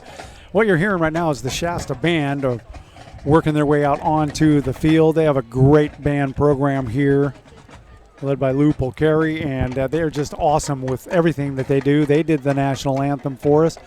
And then, of course, there's going to be some homecoming festivities. We're not exactly sure what they're going to do yet. Usually they bring the parents out and they parade them around.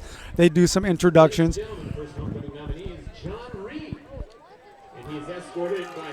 Oh, they're going to do the king and queen type of thing that they got going on. I do believe that they got a dance going on tomorrow night for the school, which all the students will attend to. But now, Gary, you covered Shasta Wolves last year. I did. And you did a fantastic job, and I attended a couple of games with you, and it was fantastic what you were doing.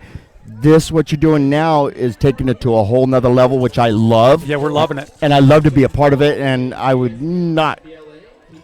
to do it all the time with you. I wish I could. I have other commitments that I have to tend to, but I will be back with you. You know I will. I'm not worried about that at all. So what they're doing right now is they are introducing the potential kings, queens, and things of that nature, introducing students and parents and things like that. The band's playing. We got some time to go here, so we're going to play Shasta highlight tape that we put together from some of the things from last year. So you're going to hear names like Justin Hellier, who's playing for Shasta College. He had a fantastic game last week. I was just going to say, Gary, he had a great game last Saturday. He's fun to watch, and so you'll hear his name a lot, and a couple of others like their former quarterback, Kyle Catanese. He'll be in the highlight reel too.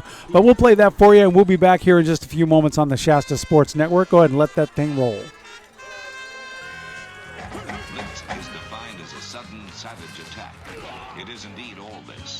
The theory is simple. Get the quarterback. Get the man. Catanese takes the snap, drops immediately back to pass, now steps up a little bit, has to dodge a couple of guys, rolls out to the right-hand side, looks over to the right-hand side, and he's got a guy. That is complete. Number 23 on the move. Jake Walker getting into the game. He goes across the line. Touchdown, Shasta. Want a piece of that championship? Put it in here. Football is a rough game and often a cruel one. Every time you lose, you die a little bit. You die inside, a portion of you. Not all of your organs, maybe just your liver. You know, we talked a little bit about J.C. Hunsaker, the coach, and him coming in here for this first year. He has changed the entire culture of this Shasta football club, and it's been very impressive. There's a vast array of which you could choose from. We do a weekly word every week, and in terms of our new opponent this week, it's pride, and how we define it. We use it on how we've used it to the point in the season, how we want to use it this week. We've also established our 3 rules in our program way back in February when I got the job, and that's number 1, always do the right thing. Number 2, put your teammates first. Number 3, hold yourself accountable. And those are things that we always rest upon. Hey, in this situation, are you putting your teammates first? No, then motivate yourself more. You know, when you are thinking of everybody else before you're thinking of yourself, that's when everything clicks, and not just you as an individual. So it's things that we've preached about way more than just X's and O's, like you said. It's situations that you put them in. We want them to be successful after high school football. And if we can do that through the game of football, then we're doing our jobs. And that's what we love about seeing our kids grow. Handoff goes right up the middle to Justin Hellier, and nobody touched him. Touchdown, Shasta. Off to Kyle Muckle, and he's got lots of room. He's down to the 30. He cuts it back to the right, and he's finally brought down at the 21-yard line. Hand off to Muckle over to the right-hand side. He's got a little bit of running room. Look out. He'll cut into the inside. Now he's got more room. He's one guy to beat, and he's not going to do it, but he's across midfield down to the 48-yard line. Kyle Muckle, big run. Handoff is faked to Alfaro and handed off to McMillan, and he's hammered immediately by number 25. Bashel Patel, the defensive end there. What a great football name, Bashel Patel. Back to pass, looking all the way down to the end zone. He's got a guy wide open, and it's intercepted in the end zone. What a play. Ryan Dean with the interception in the end zone. Kennedy set to take the snap. His quick pitch over to Hellier on the right-hand side. He's got a little bit of a running room, and he's still on his feet across the 40 and down at the 42. Nice run. He's just the first guy, never seems to get him down. Not with this Kyle Muckle guy. He can move, and he can juke, and he can stand, and he can just jump over the top of it. He takes it right out to midfield, ball right at the 50. Justin Hellier, nowhere to go in the middle, so he'll go to the outside. He's got a little bit of room. He gets that around the corner. Down to the 30, finally brought down at the 29. What a great effort by Justin Hellier on the move. And another first down for Shasta. Right over the middle. And 10th in the end zone. And that was a spectacular catch. Perfect throw by Catanese over the shoulder to Muckle. Catanese keeps it himself. He's looking to pass right over the middle. He's got a guy wide open, and that's no problem at all. Kellen McDonald, and he's still running. 40, 35, he's down to the 30, jumps over a guy, brought down at the 26-yard line. Good gain for Shasta. Muckle will take it across the goal line. Touchdown, Shasta. Casey Lowe is the gentleman who made the key block to make that score, and that was impressive, and that made it easy for Muckle to go across and score another 6. There's the snap, and he's going to roll out to the left-hand side. Got a little trouble, throws deep downfield. Got a guy wide open, and that is 31. Dalton Hunter complete at the 8-yard line. Hunter down to the 15 and the 10, and he's finally brought down at about the 7 or 8-yard line. Beautiful run by Dalton Hunter. He's been a part of the passing game tonight. There's the kick, and Hellier might get a chance to run this one back. He does. He'll pick it up at the 35, and he'll take it out to the 40. He's beat one guy, 2 guys. Now there's a flag on the play. There's a second flag on the play. Hellier still moving. He's across midfield down to the 45 and 40. He's back and forth, and now he's got a guy wrapped around his leg. He gets around him, and now he finally goes down. And he's got a great catch by number 4, Kellen McDonald. That was concentration. Great reception. There's the snap. Justin Hellier would take it easily over to the goal line. Touchdown, Shasta. 3:05 left to play. There's the cannon. Catanese on the ball. Fakes it to Hellier. Throws it deep over to the left-hand side. He's got a guy down to 7. And he's down at the 1-yard line. And that'll be Josh Wood on the reception. And he hands it off to Hellier. Hellier penetrates the goal line. And that is a touchdown, Shasta.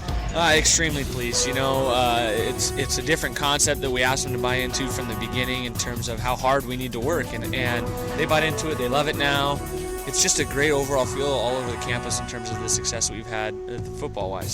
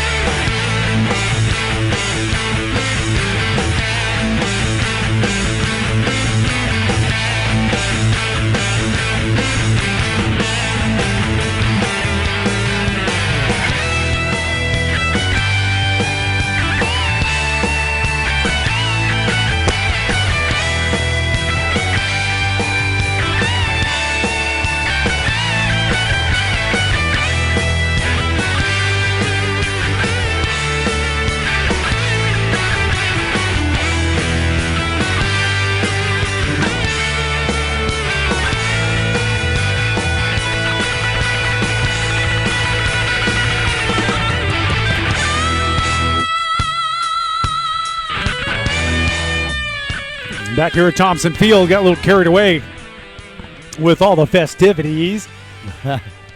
Getting ready to start the second period, or the second half. You know, Gary, I got to tell you, I went to the snack bar. I really had to run and go use the restroom, but I went to the snack bar, and they saw my shirt and immediately guided me around the side and said, let's get you in and out of here because we know you're live. Thank you, Michael Carnes, for the sports gear for the Shasta Sports Network. That is where it pays off. Michael, are my shirts in yet, buddy? I'm ready to pick them up. Boundary Waters at 907 Hartnell Avenue in Reading. Screen printing, embroidery, and banners. You can find them on Facebook. They do team stuff, business stuff, schools, events. Boundary Waters Inc. with a K.com if you want to check them out. Tell them that the Shasta Sports Network sent you in. We're getting ready to start this second half here in just a couple of moments. It's been a great first half. It has been a fantastic. It's been a nail-biting, fist-to-fist, toe-to-toe, scrap, yellow flag flying game so far. You know, it's a very emotional game. You know, Shasta knows what's on the line here. North Medford knows what's on the line here. They're both undefeated, even though North Medford's only played one game. But still, they're undefeated too. The Shasta Sports Network is a service of Omega Mortgage. They are the best in the business. When it comes to mortgage and lending, you can see the Omega team at omglending.com or give them a call at 223-1400. Dan Landis, Aaron Landis, Tyler Whitlow. He is the guy behind this whole technical aspect of the Shasta Sports Network, and he is the proprietor of Shasta Solutions. Solutions that work for you. And we've done this our fifth game now. Everything has worked perfectly. Excellent. It has worked excellent. So we appreciate that. Also, Hill Collision Center. They will bring you the player of the game. I still think at the moment that it's Ratavian Matthews. Right now it would have to be Ratavian for me too, because right now the scoreboard reads 9-7, and there's a 2-point factor there. That's right. So REU, Reading Electric Utility, Dave Jackson and company on board with the Shasta Sports Network this year. They will bring you the post-game show after the game. Boundary Waters and our good friend Tony Horde Photography. He was going to be here with us tonight, and he's doing a special evening with his lady, and we certainly appreciate that. Yes. And we'll see you at the next one. He might be coming out tomorrow, but you're not going to be there. I won't be there, but you know what? He says we need to get you guys into the studio. We need some updated photography done, and let's get it done. TonyHorde.com. Check his website out. Look at his galleries. And you'll see what a fine photographer he is. He does amazing work. We were unable to get in touch with the head coach, Mike Mitchell. It's a pretty intense game, Gary. So really couldn't take the time right now. We do appreciate him we understand trying to. Couldn't try out our new microphone here. That's okay. We'll take a picture of it and we'll get it on the website so you can kind of take a look. This is just something I made up for the Shasta Sports Network, and I kind of like it, but I think I need the business cards. It's working out good, but we'll get those for you too. Back deep to receive Mason Barone for the Tornado. Two guys back. The other deep receiver, Harley Robinson. It's Barone on the far side, Harley Robinson on this side. Shasta lined up in that double setup. And we got Ryan Dean kicking off now this time. Yeah. Haven't heard too much from him this game. Here's the approach right now, and there's the kickoff, and it's going to be a short kick. And that's taken at the 29-yard line. And there's that number 44 that we don't have on our roster. Yes. We'll listen for the announcer to call that.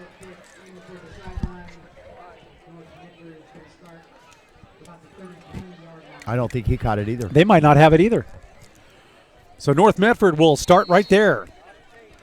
Well, looks like Gideon, your guy Gideon, was on the stop there.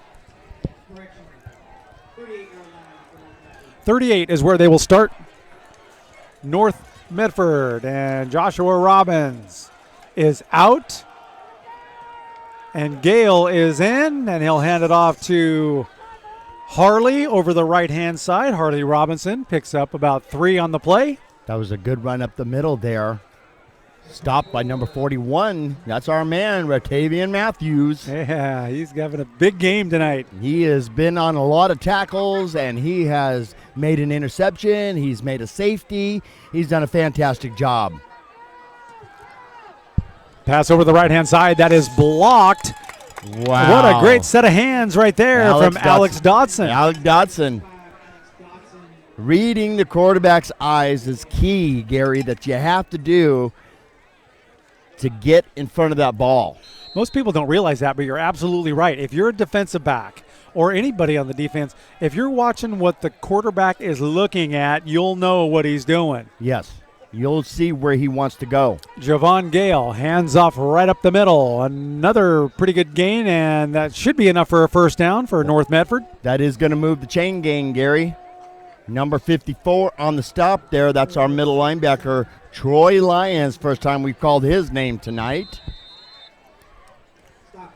I don't know about you, but these concrete backs that we're leaning up against, they got hot. They are hot. When the sun went down, they got hot. It's hot out here. All right. Up over center, Javon Gale, your quarterback for North Medford. He'll hand off over to Harley Robinson, and he's met by a whole host of Wolves, and he'll get dropped right at the line of scrimmage. No gain. That was being led by Lane Bowman, the defensive line. He is just he is a power force on that defensive line. And Lane is usually their tight end, but he plays both sides of the ball, and he's a pretty big boy. We're early into the third period. Shasta leads 9-7. Javon Gale up over center. He'll take it, and he'll pitch it out to the right-hand side to Harley Robinson. Ooh. Robinson gets just around the corner and walks into a wall of purple. Boom. Wow. He may have gained a yard, if that. He either gained a yard or an inch, whichever one is smaller.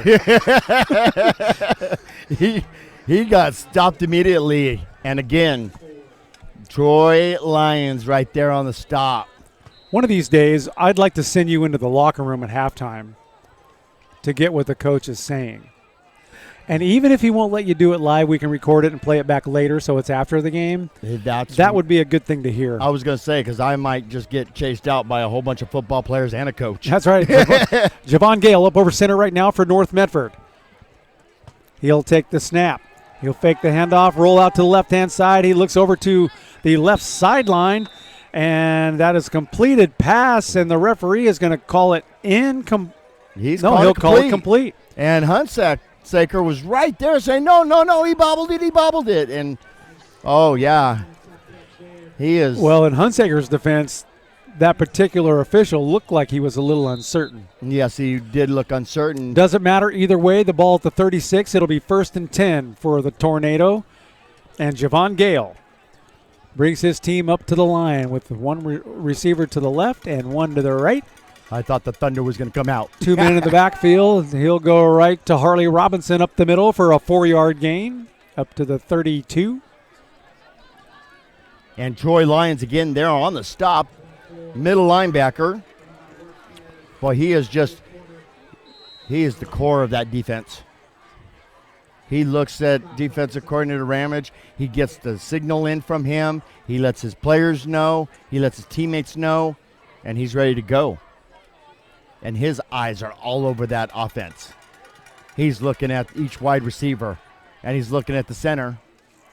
And it looks like he wants to come up to the center there, Gary. He looks like he's going to blitz him in. Looks like he's going to throw over to the left-hand flat. And he's got a guy wide open, number 21 there. And it was just through his arms, Tyler Evans. Incomplete. And that's Dean on the coverage there. Ryan Dean. You know, Ryan Dean is one of the top 5 defensive backs of the North State, Gary. And he is Ryan Dean had some really spectacular plays last year. You heard it in the highlight reel that we showed just a little while ago. Yes. Jason Stovall still listening to us. Thank you, Jason. We got all your messages. Maybe by next week we'll figure out how to return them. Javon Gale drops back to pass. Now rolls out to the outside. He's got pressure on him. He's going to hang on to the ball, and he'll run it out of bounds at about the 27-yard line. What happened to that keep on going forward instead of running out of bounds? He's a quarterback. Quarterbacks usually don't put their head down, and so I totally get that. You know, there's only one. If we need to figure out how to chat back to people, there's only one guy you need to call, and that's Shasta Solutions. That's right. Tyler Whitlow has just been amazing with this whole operation. Friendly, accommodating, and We just love you, Tyler. We couldn't do this without you. We appreciate it. There's a flag on the play right there. I was wondering when they were coming back. Illegal formation against North Medford. That's going to move him back 5 yards, Gary. They'll back him up 5 yards. I saw a defensive player running off the field. I thought they were going to get him for too many men on the field, but no, it's an illegal formation on the offense. We've got an official word, and I'll tell you about that in a second. Javon Gale hands off to Harley Robinson up the middle. He's met immediately, and he'll maybe gain a yard, if that. They are keen on Robinson right now.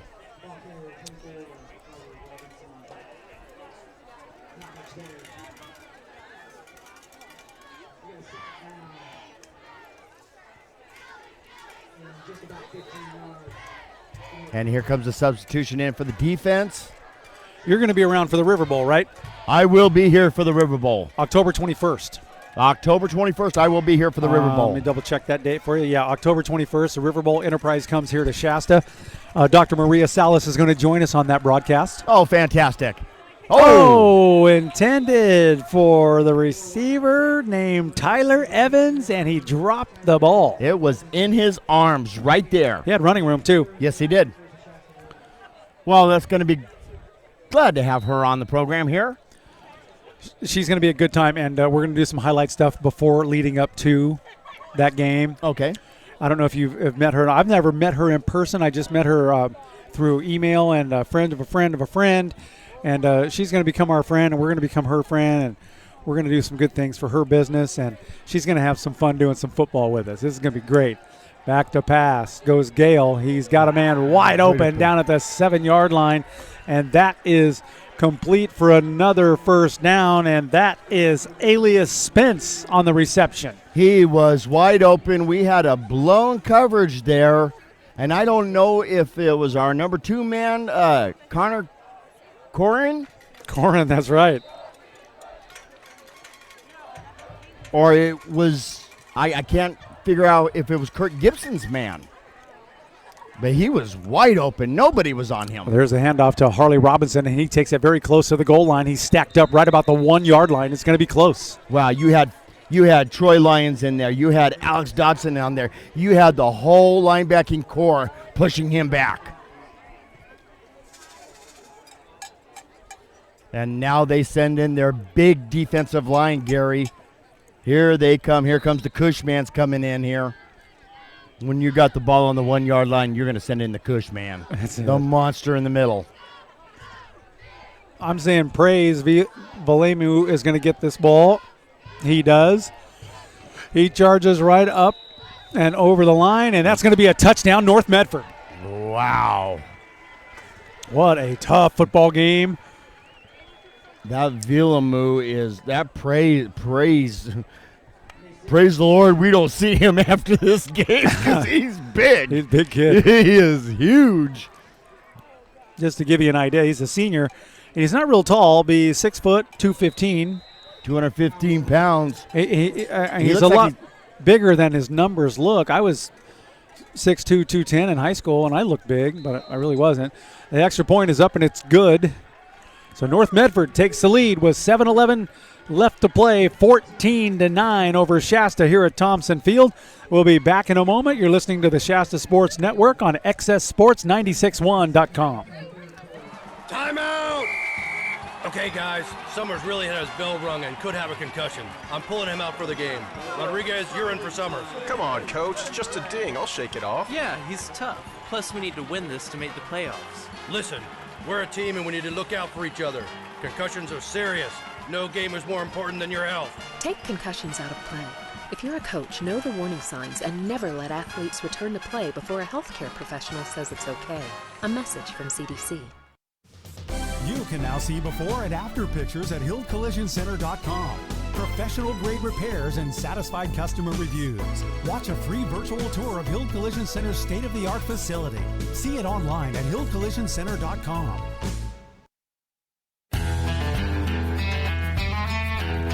I am happy to report that Connor Corin is back to receive the kickoff. He's back there, and that looks like McGreeny's right back there with him, Gideon McGreeny. Yeah, he was involved in that blown coverage there on that last defensive play that allowed them to get into scoring position. Here comes the kickoff, and that'll go a little bit short, but Connor Corrin will bobble it, pick it up, and he'll move over to the right-hand side, and he cuts through the middle, and he's hit hard at the 20. Hammered. Wow. That was a hard hit. That's number 12, Gary, for the North Medford. Matthew Hicks put the hit on Corrin there. Wow, what a hit that was. Okay, Shasta needs to get their rhythm. Having the ball for the first time for the third quarter, they need to get their rhythm in. And here it is right there. Fake handoff up the middle. It goes to Muckle around the outside. He's at the 25, and he fights up to the 30. About a 7-yard gain for Kyle Muckle. He's got a really nice stiff arm there. Really nice stiff arm. On the stop, number 47, Isaac Manuel. There's that hurry-up offense there. And that's going to go to number 12. That's Seth Park, and he'll have enough for the first down. Seth Park takes it up to the 37-yard line before he's brought down, and that'll move the chains for Shasta. Oh, and a lot of pushing and shoving going on there with that offensive line there.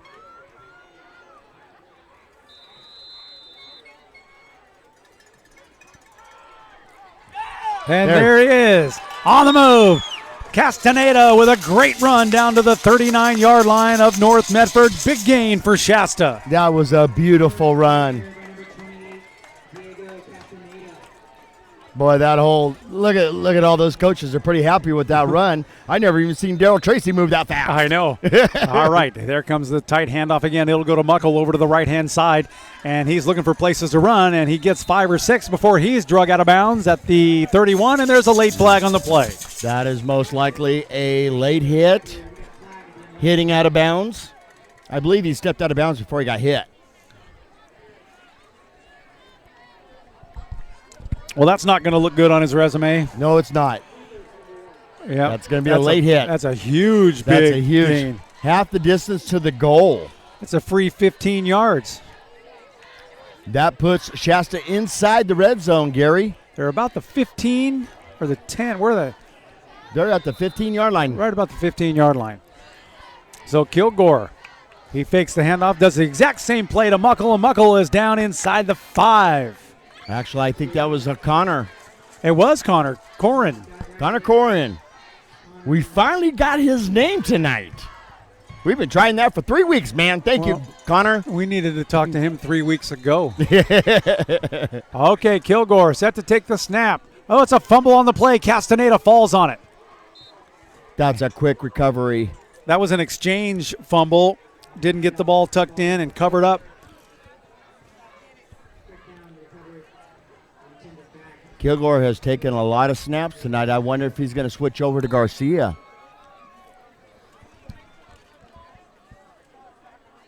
Seth Park in motion, and he'll get the ball, and he's got room to move, and he's across the line. Touchdown, Shasta. That's a second touchdown for Seth Park tonight. He's right up there with Ratavian. Yes, he is.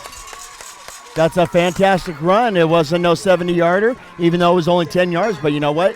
That's a second touchdown for Park. There's the cannon. There goes my heart, too. Oh, look at it. Blue smoke ring this time. Hey, no smoking in the house. 5:24 left to play in the third period. Shasta leads at 15-14. They're going for 2. Handoff right up the middle. It goes to Castaneda. No, it goes to Seth Park, and he'll do it again. Beautiful with a 2-point conversion. That's going to make it 14-17 favor of Shasta. You're listening to the Shasta Sports Network on XSSports961.com. Now see before and after pictures at HillCollisionCenter.com. Professional grade repairs and satisfied customer reviews.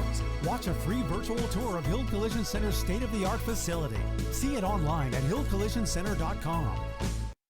Warning. Orthopedic surgeons are seeing an increase in overuse injuries when young athletes perform the same repetitive stressful motions over and over.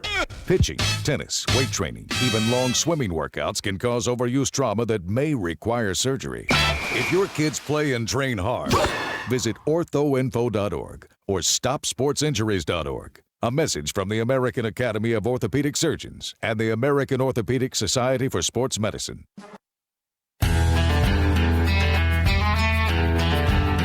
Right back at it here. What a great football game. It is close. It's tight. It's tough.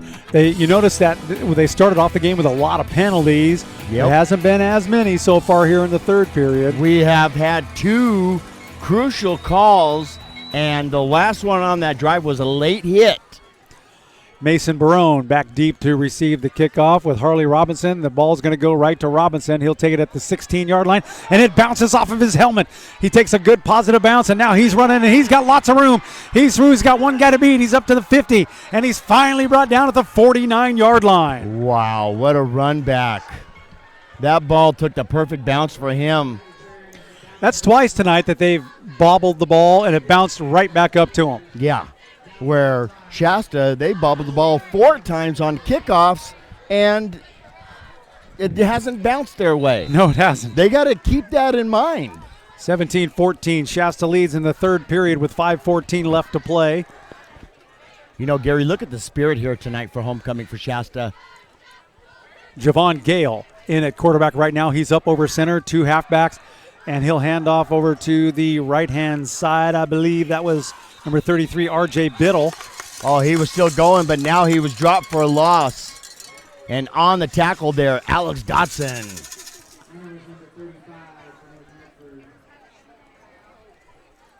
Correct that was Alex Janakis, the ball carrier.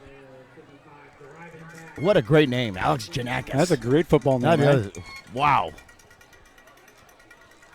We had some difficult names on that Shasta College game Saturday. Oh, my. I think we're going to have more, too. Tomorrow I am. You're not. You're going to be dealing with race car drivers. Good for you. And most of those guys you know already. Back to pass goes Javon Gale. He throws it over the middle. Has a guy, but what a great defensive play right there. Yes, Ryan Dean. He comes up and he says, no, not in my house tonight. Ryan Dean with a great defensive play over the middle. That would have been a first down had it been completed. He came right across the right side of him, Gary, and he hit the ball. He timed that so perfectly. Got the ball, hit it down. Great defensive play by Ryan. Nice that Ryan Dean to make a big play, get his name on the board. Javon Gale now.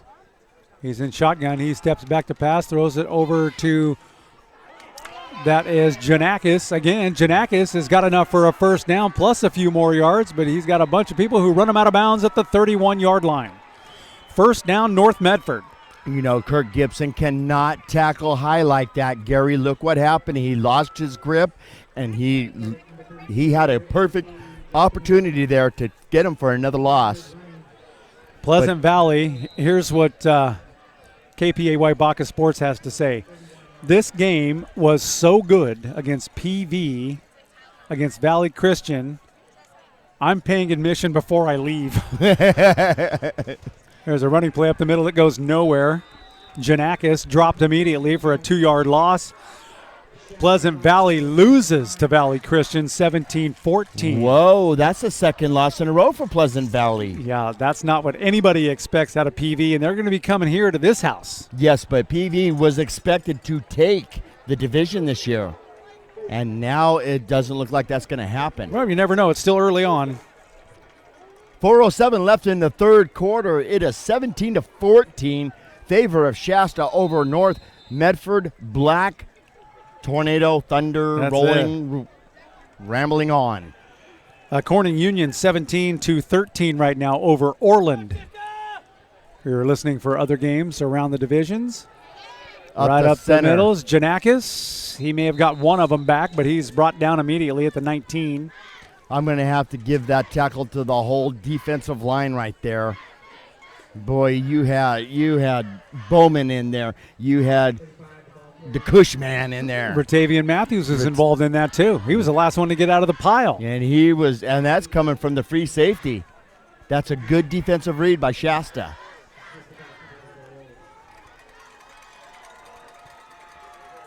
Boy, look at Dean dancing on the outside there. He's waiting for that man.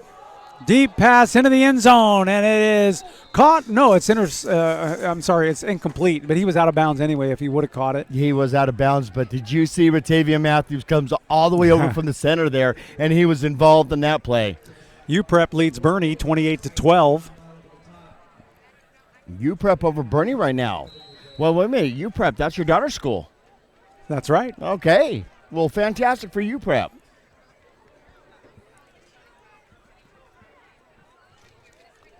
We got a 3rd down and 10. Ball is at the 18-yard line. Javon Gale rolls out to pass the left-hand side. He's looking into the end zone. Turns around. He's got a receiver. That is complete at the 3-yard line. And that was a big pickup. That was against Dean there, and Dean was a little over on the coverage there. And again, there's Matthews and Dean having a little chit-chat, but it's not as intense this time. Tyler Evans, the receiver on that with a big pickup. So it'll be 1st and goal for the North Medford Black Tornado. Look at number 58 coming in there, Gary. That's Kari Cush. Oh, boy. He's huge. Okay, and the praise man is in there, number 46. I look for the ball to go to him right up the center there, but absolutely, I think Lyons is going to be waiting for that one. He took it off tackle over to the right, and he's brought down immediately by 3 of them. And look at number 54, first in there. That's Lyons. Yep. What did I just call that? Lyons. Ratavian Matthews was involved in that as well. That's a defensive stand. That is right a there. defensive stand, and that could not happen without that Kari Cush coming in there and opening up. Whew. It takes at least 3 guys to stop Cush.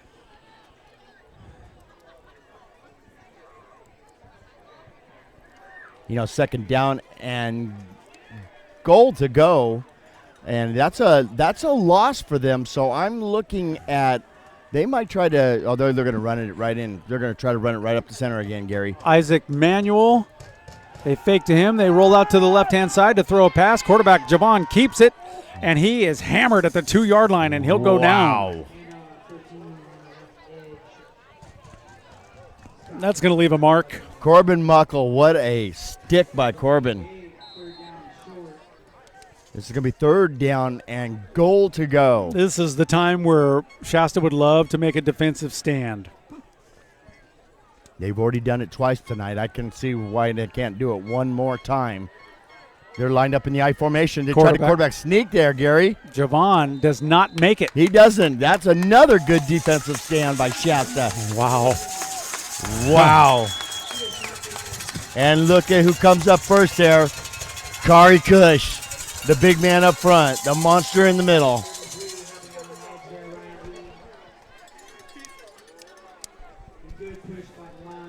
.101 left to play. Clock ticking in the 3rd period. Shasta leads 17-14.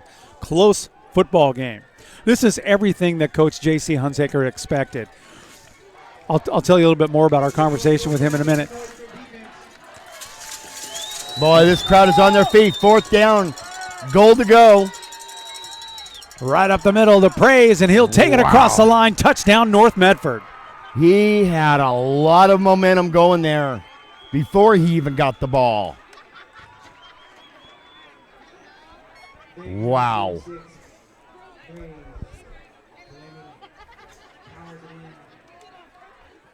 It looked like his feet were doing that Fred Flintstone thing underneath there before he got the ball. They're going to go for the extra point. Kick is up. And it is good. And it is 21-17. You're listening to the Shasta Sports Network. On XSSports961.com. We'll be right back. You can now see before and after pictures at hillcollisioncenter.com. Professional grade repairs and satisfied customer reviews. Watch a free virtual tour of Hill Collision Center's state-of-the-art facility. See it online at hillcollisioncenter.com. Timeout! Okay, guys, Summers really had his bell rung and could have a concussion. I'm pulling him out for the game. Rodriguez, you're in for Summers. Come on, Coach. It's just a ding. I'll shake it off. Yeah, he's tough. Plus, we need to win this to make the playoffs. Listen, we're a team and we need to look out for each other.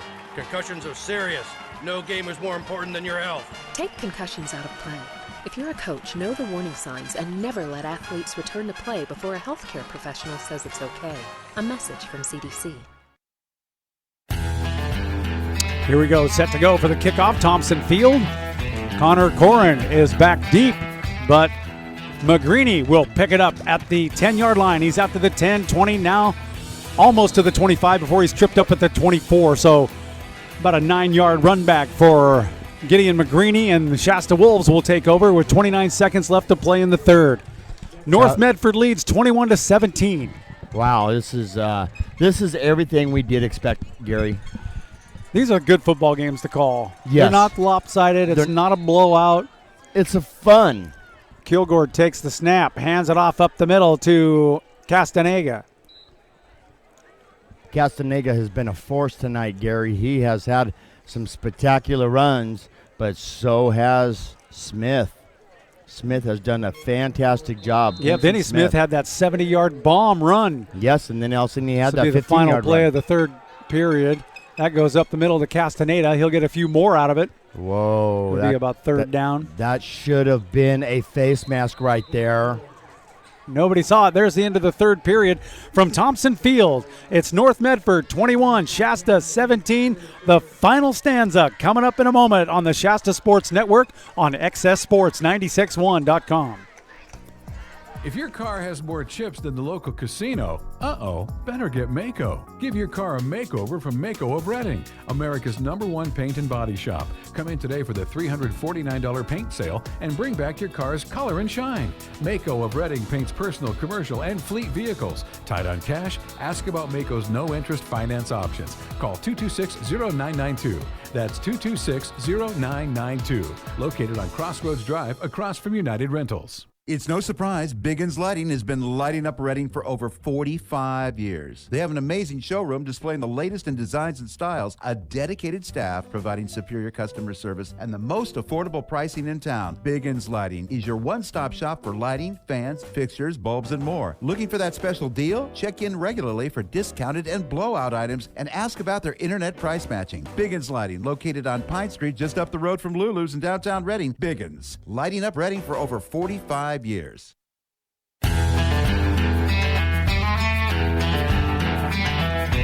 Back to the action here, Thompson Field. Shasta with the ball. They go handoff right up the middle. That should be enough. That's Connor Corrin, the ball carrier, and that'll be... That was a great run by Connor Corrin there. Right up the center, right up the gut. Kilgore right back in position right now, and there is the play. Handoff. That's not good. Handoff is dropped and picked up by North Medford, and they bring it back for a score. Justin 42 is who it was. That's Justin Geyer, but there is a flag on the play. Oh, Shasta better hope that is going to go against. That's an unsportsmanlike conduct. Yep. On defense. So that'll nullify that touchdown. Or should, anyway. But who gets the ball? Is it still a fumble? But so the touchdown will stand. Yes. They will enforce the penalty on the kickoff. Wow. I'm tired too. We got some mouthy people here in the stands tonight, and this is what we love, being right in the core of it, Gary. So if they make the extra point here, looks like they're going to go for... They're going to go for the extra point. They are up right now. Assuming the extra point, they're up by 10 right now. It is 27-17.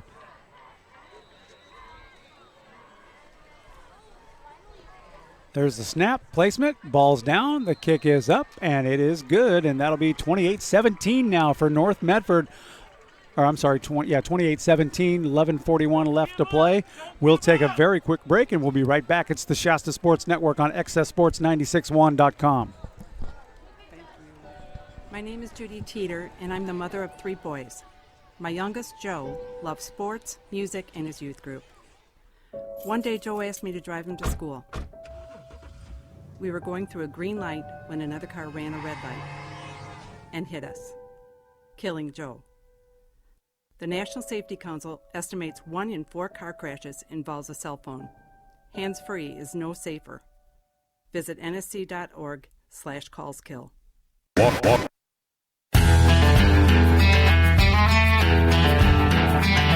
Back at Thompson Field, getting ready for the kickoff. Gideon McGreeny back deep. Connor Corrin back deep.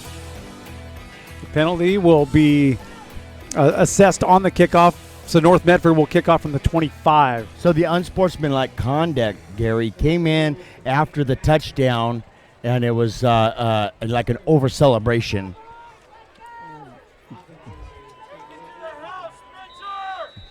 They're wanting them to pick it up here tonight.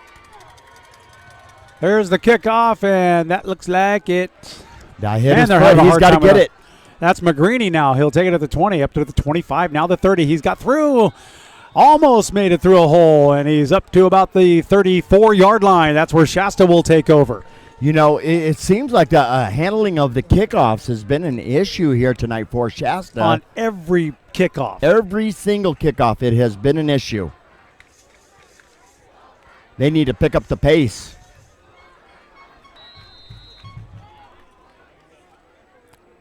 .11:34 in the fourth quarter. They're running around the outside right now. Seth Park tries to turn the corner. He does not do it. He gets out to the 41-yard line before he's brought down. Wow, that kid's got some speed, Gary. Both of them do. He is tackler, fast. Mason Barone, on the tackle.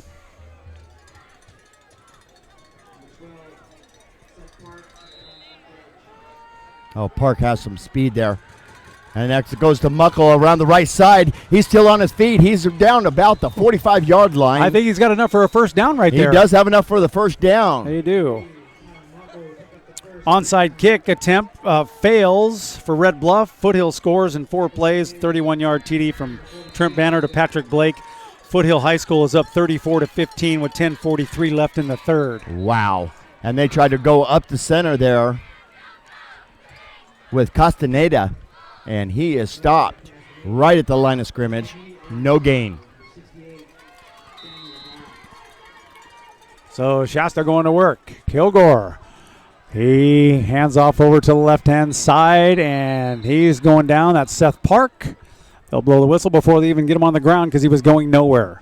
He was being pushed there.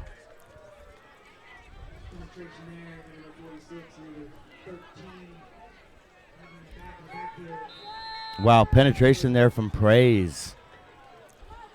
Praise that we get your last name right. Kilgore to pass. He looks downfield for Seth Park, and he overthrew him by about 10 yards. Yeah. Incomplete. A little bit too much of an arm there by Kilgore.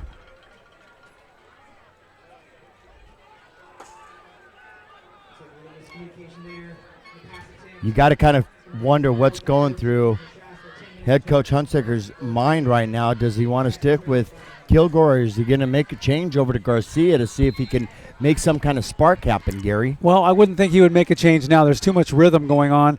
There's that, good punt. Beautiful punt. Shasta punts it down. It goes out about the 24-yard line. Then we'll see where they mark it.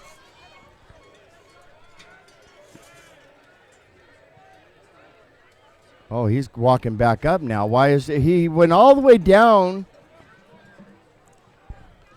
They're going to stop them there at the 38-yard line. I don't understand. He was all the way down by the 24-yard line, and then he started walking back up again. I don't get it. Zebra man, what's going on out there? That was very strange. The ball went out of bounds at the 24-yard line, but maybe it crossed the out-of-bounds line in the air where we couldn't see at the vantage point. That's what I'm guessing right there.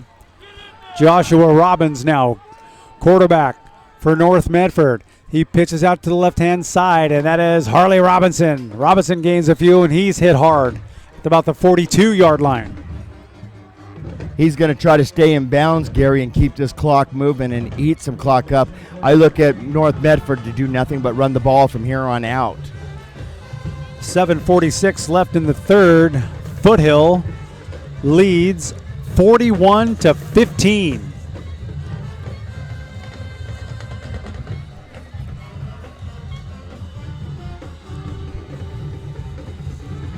Handoff again, right up the middle. Nice delay. Harley there. Robinson takes it close to midfield. Ryan Dean got nailed by an offensive lineman. Yeah, and that's a big kid too. That's Anthony Colley Ledbetter, 6'4", 323 pounds. Wow. Leveled Ryan Dean. Wow. And Troy Lyons on the stop there. He was a little slow getting up, but he is up and ready to go again. The middle linebacker for that defense. Robbins now takes the snap, hands off to Harley Robinson right up the middle. He's going nowhere on that one. Tough defense by Shasta. I don't know if he got enough for the first down there. He's close. It was 3rd down and 1 on that last play. They might call for a measurement on this one. I think they are. They're calling a timeout, and they're going to call for a measurement here. Officials timeout. They'll measure. We'll stay with you here. Yeah. 9:17 left to play. North Medford leads 28-17. We got good music going on right now, so why not stay with us? The Shasta High Band, fine-tuned. And the conductor's name again? Lou Polcari. Lou Polcari. They're under his direction. That's not him conducting. I believe that's Lou there. But he's been behind this program for a long time. Boy, it took a while for the chain gang to get out there to see. Oh, they have to have the officials stand where the original line of scrimmage was and where it is. Then they're going to go from there, and it is a first down. Just barely. Just barely enough, but they got the first down. I see how they do that. They don't do that like they do in college ball, to where they have a man sitting there with the original line of scrimmage. They actually have the officials stand there. Okay, up on the ball goes North Medford. 3 receivers to the right, and they're looking far downfield on the left-hand side, and that's intercepted. We'll see if he stood in bounds. They say no deal. He was out of bounds. Oh, he had that. He was. Oh, where's that instant replay that we need? Yep.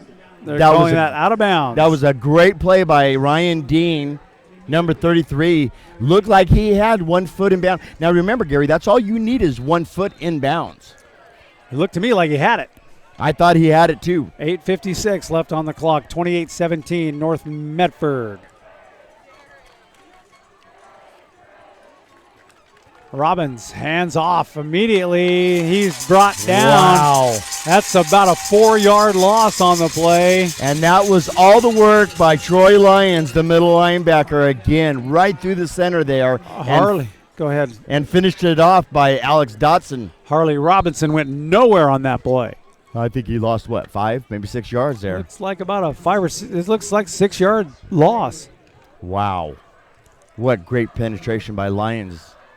Right through the center. Robbins, one of 2 quarterbacks for North Medford. He's now in the shotgun formation. 3 receivers to the left, 1 wide out to the right. There's the snap. He looks deep downfield about the 30-yard line. And that. Oh, he did come up with it. What a good catch. I thought Ryan had that. That was close.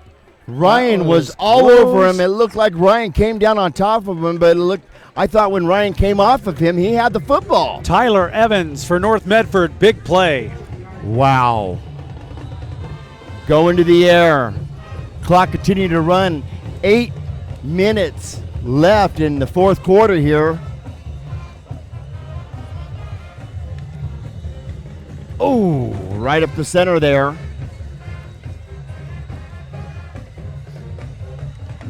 And that's Harley Robinson on the carry.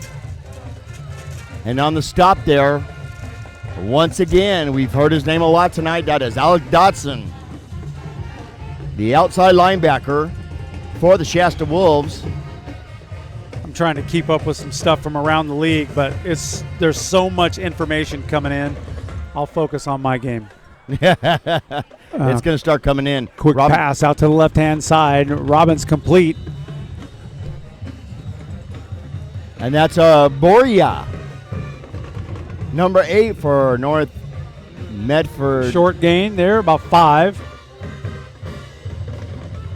North Medford now threatening to strike once again with 7:23 left to play in this game. They are officially in the red zone.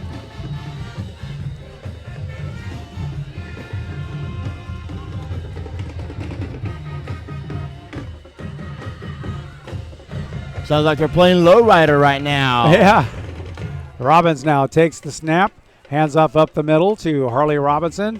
He's met by a whole wall of purple, and he goes down with no gain. And it looks like Corbin Muckle right there on the lead for the tackling.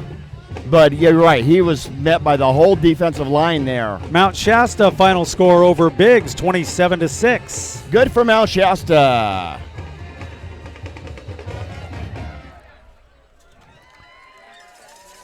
And Pleasant Valley lost tonight. That's something nobody expected. 2 games in a row for that team. But they're coming to Shasta here towards the end of the season. Yeah, in a few weeks they are. Robbins now in the shotgun. He calls for a quick count, doesn't get it, and then he'll have to turn around and call a timeout for North Medford. We'll take a quick timeout, and we'll be back with 6:38 left to play. 28-17 North Medford. This is the Shasta Sports Network on XSSports961.com. When you choose Hill Collision Center, you have the option to receive text or email updates as your vehicle goes through the collision restoration process. Read customer reviews and see before and after photos online at hillcollisioncenter.com.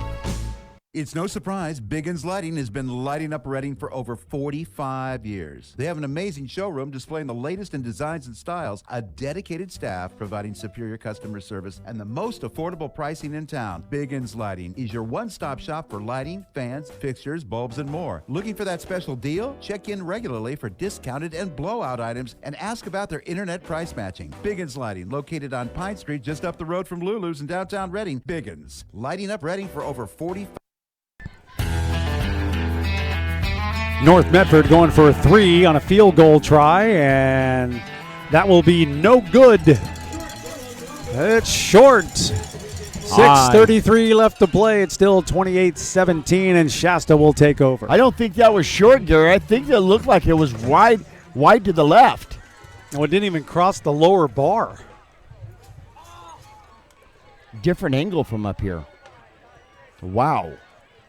So score remains the same. 28-17. North Medford Black Tornado. That's right. Update. Oh, and there goes up the middle there.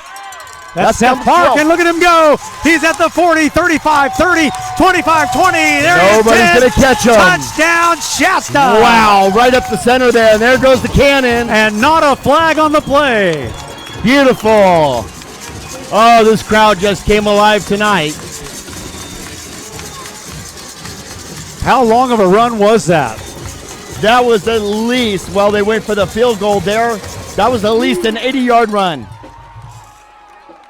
That was at least an 80-yard run there, Gary. Wow. Right up the center there. And that will be touchdown number 3, I believe, for... And Shasta will take a timeout there. We will go ahead and stay with you. This game is good. Yeah, it is. It's exciting. Wow, Seth Park. What a fantastic run by Seth Park. 80-yard run right up the center. Started veering out to the right-hand side of the field. He was down the sideline, and he had at least 2 other Shasta guys running there right there with him. That we're not going to let anybody get to him. Good grief.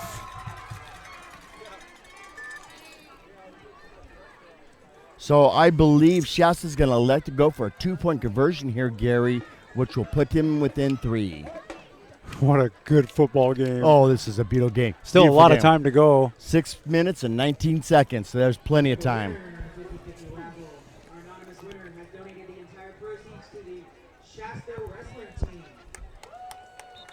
Well, fantastic for the Shasta wrestling team. Doing a great job. Getting their win tonight. You know, Gary, it's great to see Hill Collision Center down there. Hill Collision Center will bring you the player of the game. Boy, and that's up in the air right now. It could be anybody right now. Hill Collision Center supporting Northern athletes in our area. Flags are all over the place right there. That's going to be a false start on Shasta. Going for the extra point. They were going to go for the 2-point conversion there and try to bring in the game within 3. But now I think they're going to still elect to go for the 2-point conversion. I mean, why not? I would. It's a 5-point game right now.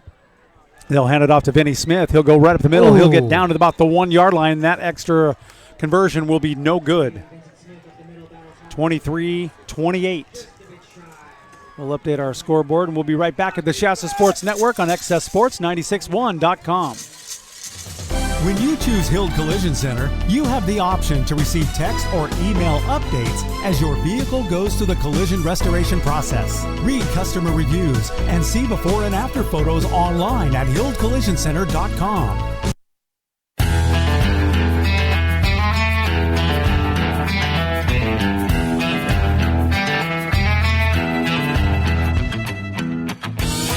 Back here at Thompson Field with 6:19 left to play. The North Medford Black Tornado 28, Shasta Wolves 23, and it's close. Jerry, God, I got to say thank you again. This is a fantastic game. Fun, huh? I'm loving this. You know, I don't want to scare anybody and get up and sing and dance, but I'm having a blast here. And what a close game. What a fantastic game. Shasta is playing with a lot of heart tonight, and they are not going away easily. And Let's hope not. It looked like the Tornado guys were like, oh, okay, we got this game in hand. No, it's not over yet. It's nowhere near being over yet. You know, you don't turn out the lights on me yet. We are rolling here. And it's Ryan Dean set to kick off for Shasta. A little bit of a... It's a sputter kick. Oh. It is a sputter kick, and that's back that number 44, which is not on a roster. He'll fall on it at the 37-yard line, and that's where North Medford will take over. Okay, Gary. He kind of did a sputter kick, and he caught it, and he rolled there, but nobody touched him. Did they automatically call them down right there at that point? He's down where his knee touched. Okay. I see now.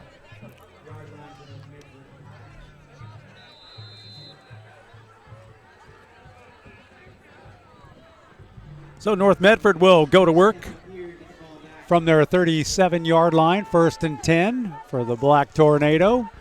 Robbins takes the snap. He'll hand it off over to the right-hand side. And a flag comes in. Another flag is on the play. Ball I think we're going to have a holding call there.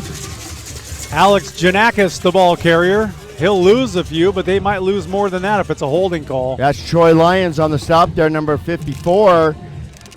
Our middle linebacker coming right to the center. And it is a holding. Holding on North Medford. That's going to back them up quite a bit.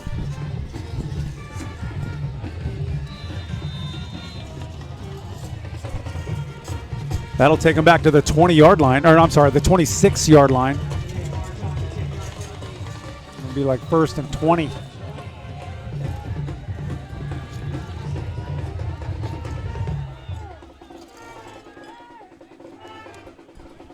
Robbins back to pass, looks right over the middle. Oh. That's incomplete. If Ratavian would have had another step there, Ratavian Matthews would have had a second interception tonight, Gary. Joey Hunter was hoping for a pass interference call, but the interference was on his own shoestring on that one. He's tripped over himself. That's funny. Everybody becomes an actor, right? Oh, yeah, they do. They throw up their arms. They act like they, what was that? It's like, show me your Screen Actors Guild card, and we'll... It's just funny to see that when it was obvious nobody was around him. North Medford now. Robbins, your quarterback. He takes the snap, flags down already. We're going to have a false start there now. That'll back him up even more. Oh, encroachment against Shasta.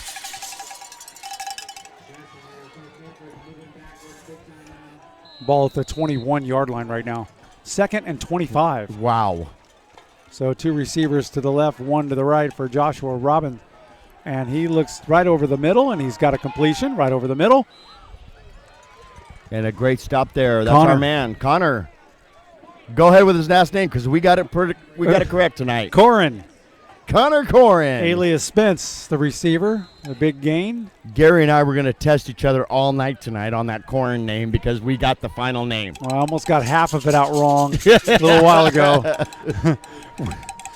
It's too much fun here at Thompson Field. Football the way it should be, and Yes, there's it the is. snap. Back to pass goes Robbins. He throws it out to the left flat. That's out of bounds and incomplete. Wow, I didn't even know who that was intended for. I think it was intended for the coach. There was nobody there. There was nobody there. Don't they have an intentional grounding there? And the balloons are flying away. 5:02 left in the fourth quarter in game time. 28-23, favor of North Medford Black Tornado. There's the same formation we saw for punt last week with 3 guys protecting him. Gives him lots of time. Very good kick. It'll go down and bounce at about the 37. Shasta will stay away from it, and North Medford will down it right at the 29-yard line, and that's where Shasta will take over. This is going to be the make or break drive for Shasta. This is it right here. You got 4 minutes and 50 seconds. You've got all 3 of your timeouts. Take your time. Play smart. Drive the ball. Give it to Muckle. Give it to Muckle. Give it to Castaneda. Give it to Castaneda. And Mix it up, and then when they're not expecting it, give it to Seth Parks. There you go. Your playmaker. Let's see what happens right here. Up on the ball. Kilgore, quarterback, has been there all night long. He looks ready. Handoff goes to Muckle around the right-hand side. And Muckle gains a few, maybe 5, and he's brought down at the 37-yard line. Oh, they want the flag there on that late hit, and it was not called. Muckle was on the ground, and he got landed on right on his helmet there. Kilgore takes the snap. He'll hand it over to Vinny Smith, and the flags will come out, and the whistle will blow. Wow. And everybody in the audience was like, what is that? 5-yard penalty against North Medford, so that'll march Shasta up a little bit further, and that should give them another first down. It does. Not as many flags in the second half as there was in the first half, Gary. Ball on the 42, Shasta driving. They'll hand it off again to Muckle around the right-hand side, and he's stacked up at the 45. Wow. Number 41 right there. No, I'm sorry, 46 there on the stop. That's praise. Praise the Lord. That was a hard hit. Okay, they'll try it again. They run over to the left-hand side. Seth Parks. Whoa. And Seth is up to about the 46, a short gain. He almost break free with that one. And again, 46 there on the stop. Praise Valmu. Right up the middle, it's Vinny Smith. Vinny Smith will take it up to midfield. Here comes a big decision. You got 4th down and about 3 yards to go. You got the hurry-up offense. He's not going to sit there even. They're going to call a timeout now. They're going to think about this. That's a good idea. Good call. No, that is a good call. But the timeout was on the defense. North Medford calls the timeout. North Medford calls the timeout, and I think that's exactly what Coach Hunsaker wanted. He wanted to think about this for a second rather than jumping into a 4th. You got a 4th down and 2. And rather than jumping into it fast, let's gather our poise together and let's come up with that one-trick play that's going to get us our first down. Shutter speed, Tony Hort ought to be here tonight. There's a lot of photographic opportunities here tonight. Yes, there was. Tony, we miss you. We love you. Tony, the official photographer of the Shasta Sports Network. Check out his work at TonyHort.com. He does great work. He really does. I mean, he did some shots out there at the racetrack, and I tell you what, did you see the clarity? Uh-huh. And he can either blur out the background and get the car sharp, or he can reverse it, and the car is blurry, but the background's sharp. 4th down and 2. Who do you like, Muckle, Castaneda, Park? I would probably have to go with your big man and go with Castaneda, the power runner. They'll give it to Vinny Smith. And Vinny is stacked up, and they're not going to get it. Wow. What a defensive stand. And that was led by Isaac Manuel. Whoa. That is a whole game changer right there. 3:21 left in the game, Gary. 28-23 favor of North Medford. What a defensive stand there. I thought Shasta would go with a little bit more trickery on that one, but they didn't.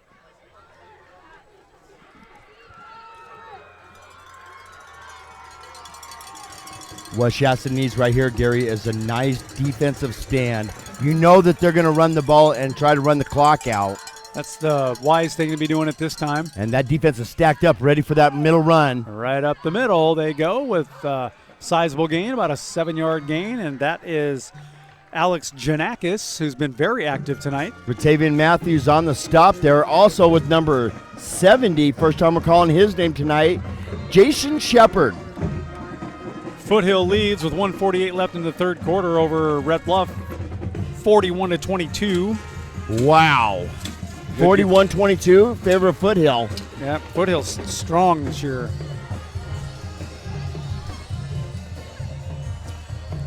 Joshua Robbins, quarterback for North Medford.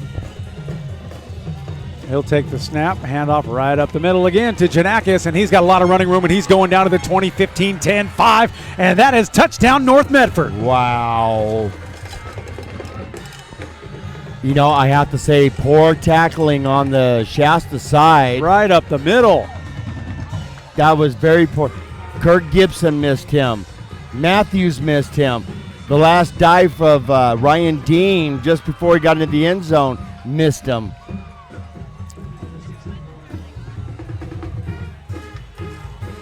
But you know what, Gary? Nobody's getting up and moving. I know. Nobody's getting up and moving. Everybody's going to stay here to the last second.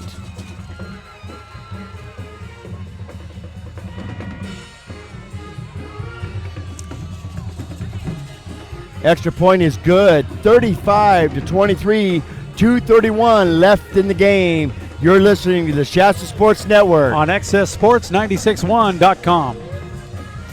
You can now see before and after pictures at HillCollisionCenter.com. Professional grade repairs and satisfied customer reviews. Watch a free virtual tour of Hill Collision Center's state-of-the-art facility. See it online at HillCollisionCenter.com. Timeout! Okay, guys, Summers really had his bell rung and could have a concussion. I'm pulling him out for the game. Rodriguez, you're in for Summers. Come on, Coach. It's just a ding. I'll shake it off. Yeah, he's tough. Plus, we need to win this to make the playoffs. Listen, we're a team and we need to look out for each other. Concussions are serious. No game is more important than your health. Take concussions out of play. If you're a coach, know the warning signs and never let athletes return to play before a healthcare professional says it's okay. A message from CDC. Back at Thompson Field, there's the kickoff. That'll be picked up. Boy, it bobbled again by McGreeny. And McGreeny brings it out about 7 yards, and he's just stacked up with a whole bunch of tornadoes.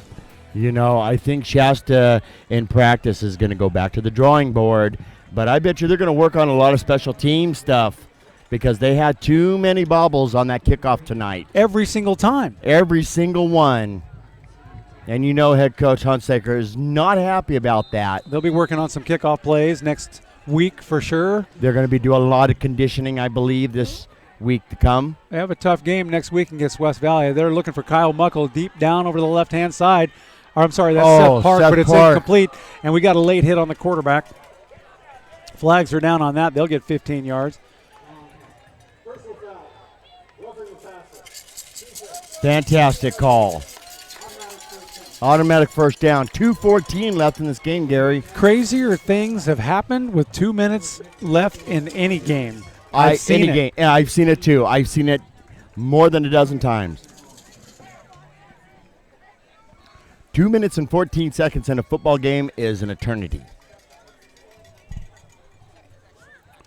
So they'll march them up the field a little bit. 15 yards. They'll place the ball at the 43. And Shasta will have their work cut out for them now. Kilgore sends Park in motion, and he'll look to pass over to the left flat, and he had a guy, and he catches it, fumbles it, and off to the races they go. Wow. North Medford returns all the way for a touchdown. And that is a touchdown. Devin Shook. Wow. Wow, that's just. Parks had it. Park had it. He took 2 steps. He got hit from behind. The ball just came right out from underneath him. And like I said, a lot can happen in 2 minutes. Yes. We didn't expect that. And Berea was right there to pick it up, and he had nothing but open field. North Medford now running up the score. Currently 41-23. And here comes the frustration from the crowd. They're going to go for 2, and they'll not make that happen. Now, if they intercept it and run it back on the 2-point conversion, or is it just dead right there? I think it might be dead. I believe it's dead right there. Just a little knowledge to know. 1:58 left in the game.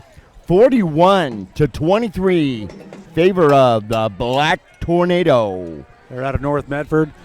I mean, they didn't look overly strong in the first period, not so much in the second period. But now what they're showing us is what Shasta has shown us in their first couple of games. They pour it on towards the end, and that's what the Black Tornado is exactly what they've done. I guess you can go ahead and say right now in the fourth quarter that they're bringing on the Thunder. Yeah. Bringing on something. They're bringing on a whole lot for Shasta here. So McGreeny is back. Connor Corrin is back to receive the kickoff. Yes. Each one of them have bobbled every single kickoff that we have seen tonight. Every single one. Not one was caught and ran back. It just, every single one has been bobbled. We'll see what they got right now. Normally in this case you would expect a squib kick, but you know the way that they've had it, they kick it off to him. And that's going to go to Connor Corrin. He'll take it at the 16. He's up to the 20, 25. He's got room to move. He's out to the 30 and brought down finally at the 33-yard line. And no bobble on that one. No bobble. Okay, he doesn't have to run laps on Monday morning. If I was coach, I'd make him run tonight. I would make him run tonight too. You know what? I want you to hit this track at least 10 times around this track tonight. Oh, man. That's like 2.25 miles. I can barely drive 2.25 miles after a game like this. This is, it's easy work, but it's exhausting. It's a conditioning game, Gary. And you know these boys are going to get the lecture, but you know Coach Hunsaker's got a lot of heart, and he believes a lot in his players. So Kilgore, who's seen all the action tonight at quarterback for Shasta, he's ready to take the snap. He'll hand it off left-hand side to Park, and there's a fumble, and they pick it up again, and they're off to the races. Oh. Finally brought down after about a 5-yard pickup. Matthew Hicks recovered the fumble. And Kurt Gibson saved another 6 points there. Things are falling apart with 1:30 left to play. We had 2 minutes and 15 seconds about 10 minutes ago, Gary, and it's just falling apart for Shasta here.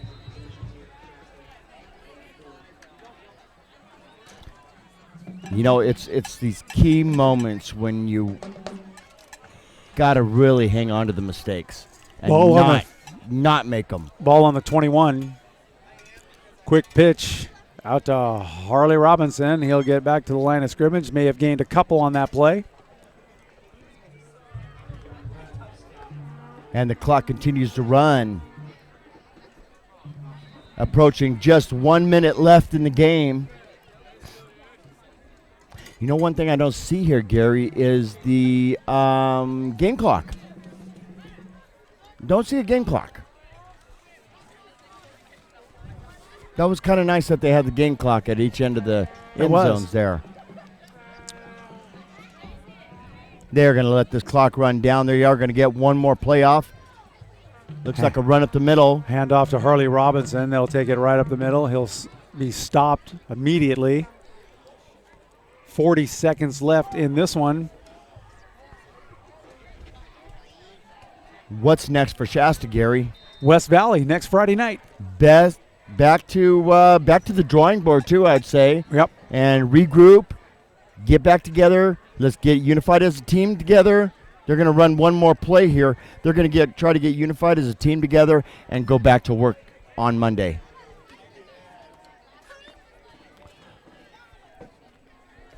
Ten seconds left in the game. This will be the last play of the game. Robbins hands off to Harley Robinson. And that will do it. That'll wrap it up. 41. We will be back with the player of the game. Yeah. Gary, let's make a little choice here.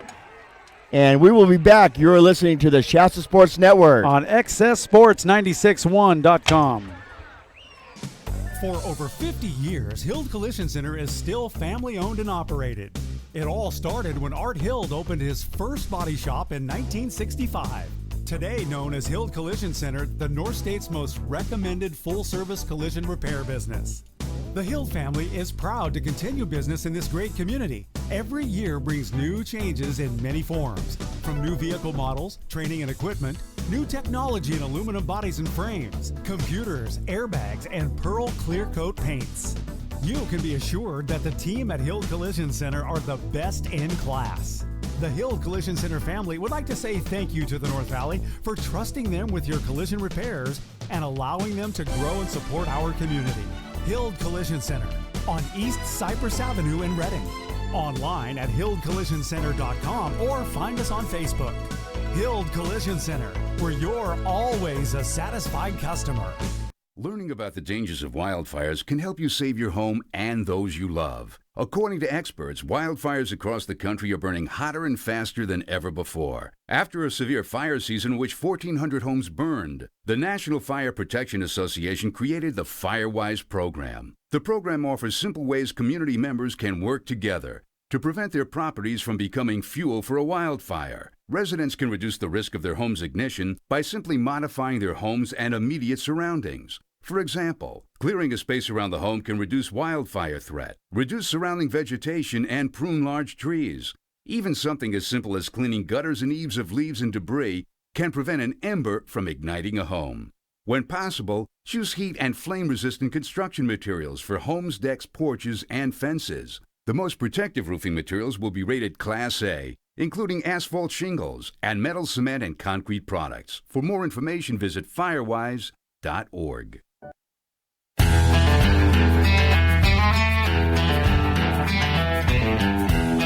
We are back from Thompson Field, and this game is over. North Medford, the Black Tornado, wins 41-23 over the Shasta Wolves. And, man, there's so many different things that we can talk about. Let's go ahead and get the player of the game done first, and then we'll back up and talk about some of the things that happened, especially in the fourth quarter, which is really bizarre. You bet. Hild Collision Center proudly supports local athletes and presents our Player of the Game award. Each player will be highlighted, and at the end of this year, a special presentation will be awarded, and Hild Collision Center will make a contribution that will go to the Shasta football program. Hild gives back supporting their community. They do small dent repair to complete collision repairs. They've got all kinds of stuff. They deal with insurance claims and billing assistance, convenient shuttle service, limited lifetime written warranty. You are always a satisfied customer at Hild Collision Center. You can see them at 1579 East Cypress. Check out their website, hildcollisioncenter.com, or give them a call at 222-6828. Daniel, for a long time in the first half, I knew for sure that Ratavian Matthews was going to shine. He did. He did shine in the first half there, Gary. But and you know the player of the game is the breakout player. Is the player that did the best performance. You know, you can look at Ratavian Matthews. You can actually look at Harley Robinson over on North Medford. That's right. Their quarterback was consistent all night long. And the quarterback was consistent all night long. You know, and you almost have to give it to Harley Robinson. But look at the guy with 3 touchdowns tonight. Yeah. Look at the guy that you never even expected. Well, hey, let me tell you something about this particular guy. When they played the opening game against Anderson, he suffered a mild concussion. See, he didn't even play in the last game. But tonight, he came to play. He showed up, had multiple scores, and your Hild Collision Center player of the game is number 12, Seth Park will get the award tonight. Even though with the loss of Shasta, But Seth Park, 3 touchdowns tonight, 1 80-yard touchdown, 1 70-yard touchdown. He was busy. He was busy, and he did a fantastic job. And I don't think North Medford, I don't think the Black Tornadoes even expected. They keyed on Muckle tonight. Hey, the score is a little bit lopsided, 41-23. But let me tell you what, there's some players on that North Medford team that are going to wake up sore tomorrow. Oh, yeah. And they didn't expect, they keyed on Muckle tonight, and Parks blasted out of there. The Shasta Sports Network is very proud to be here for Shasta High School this year.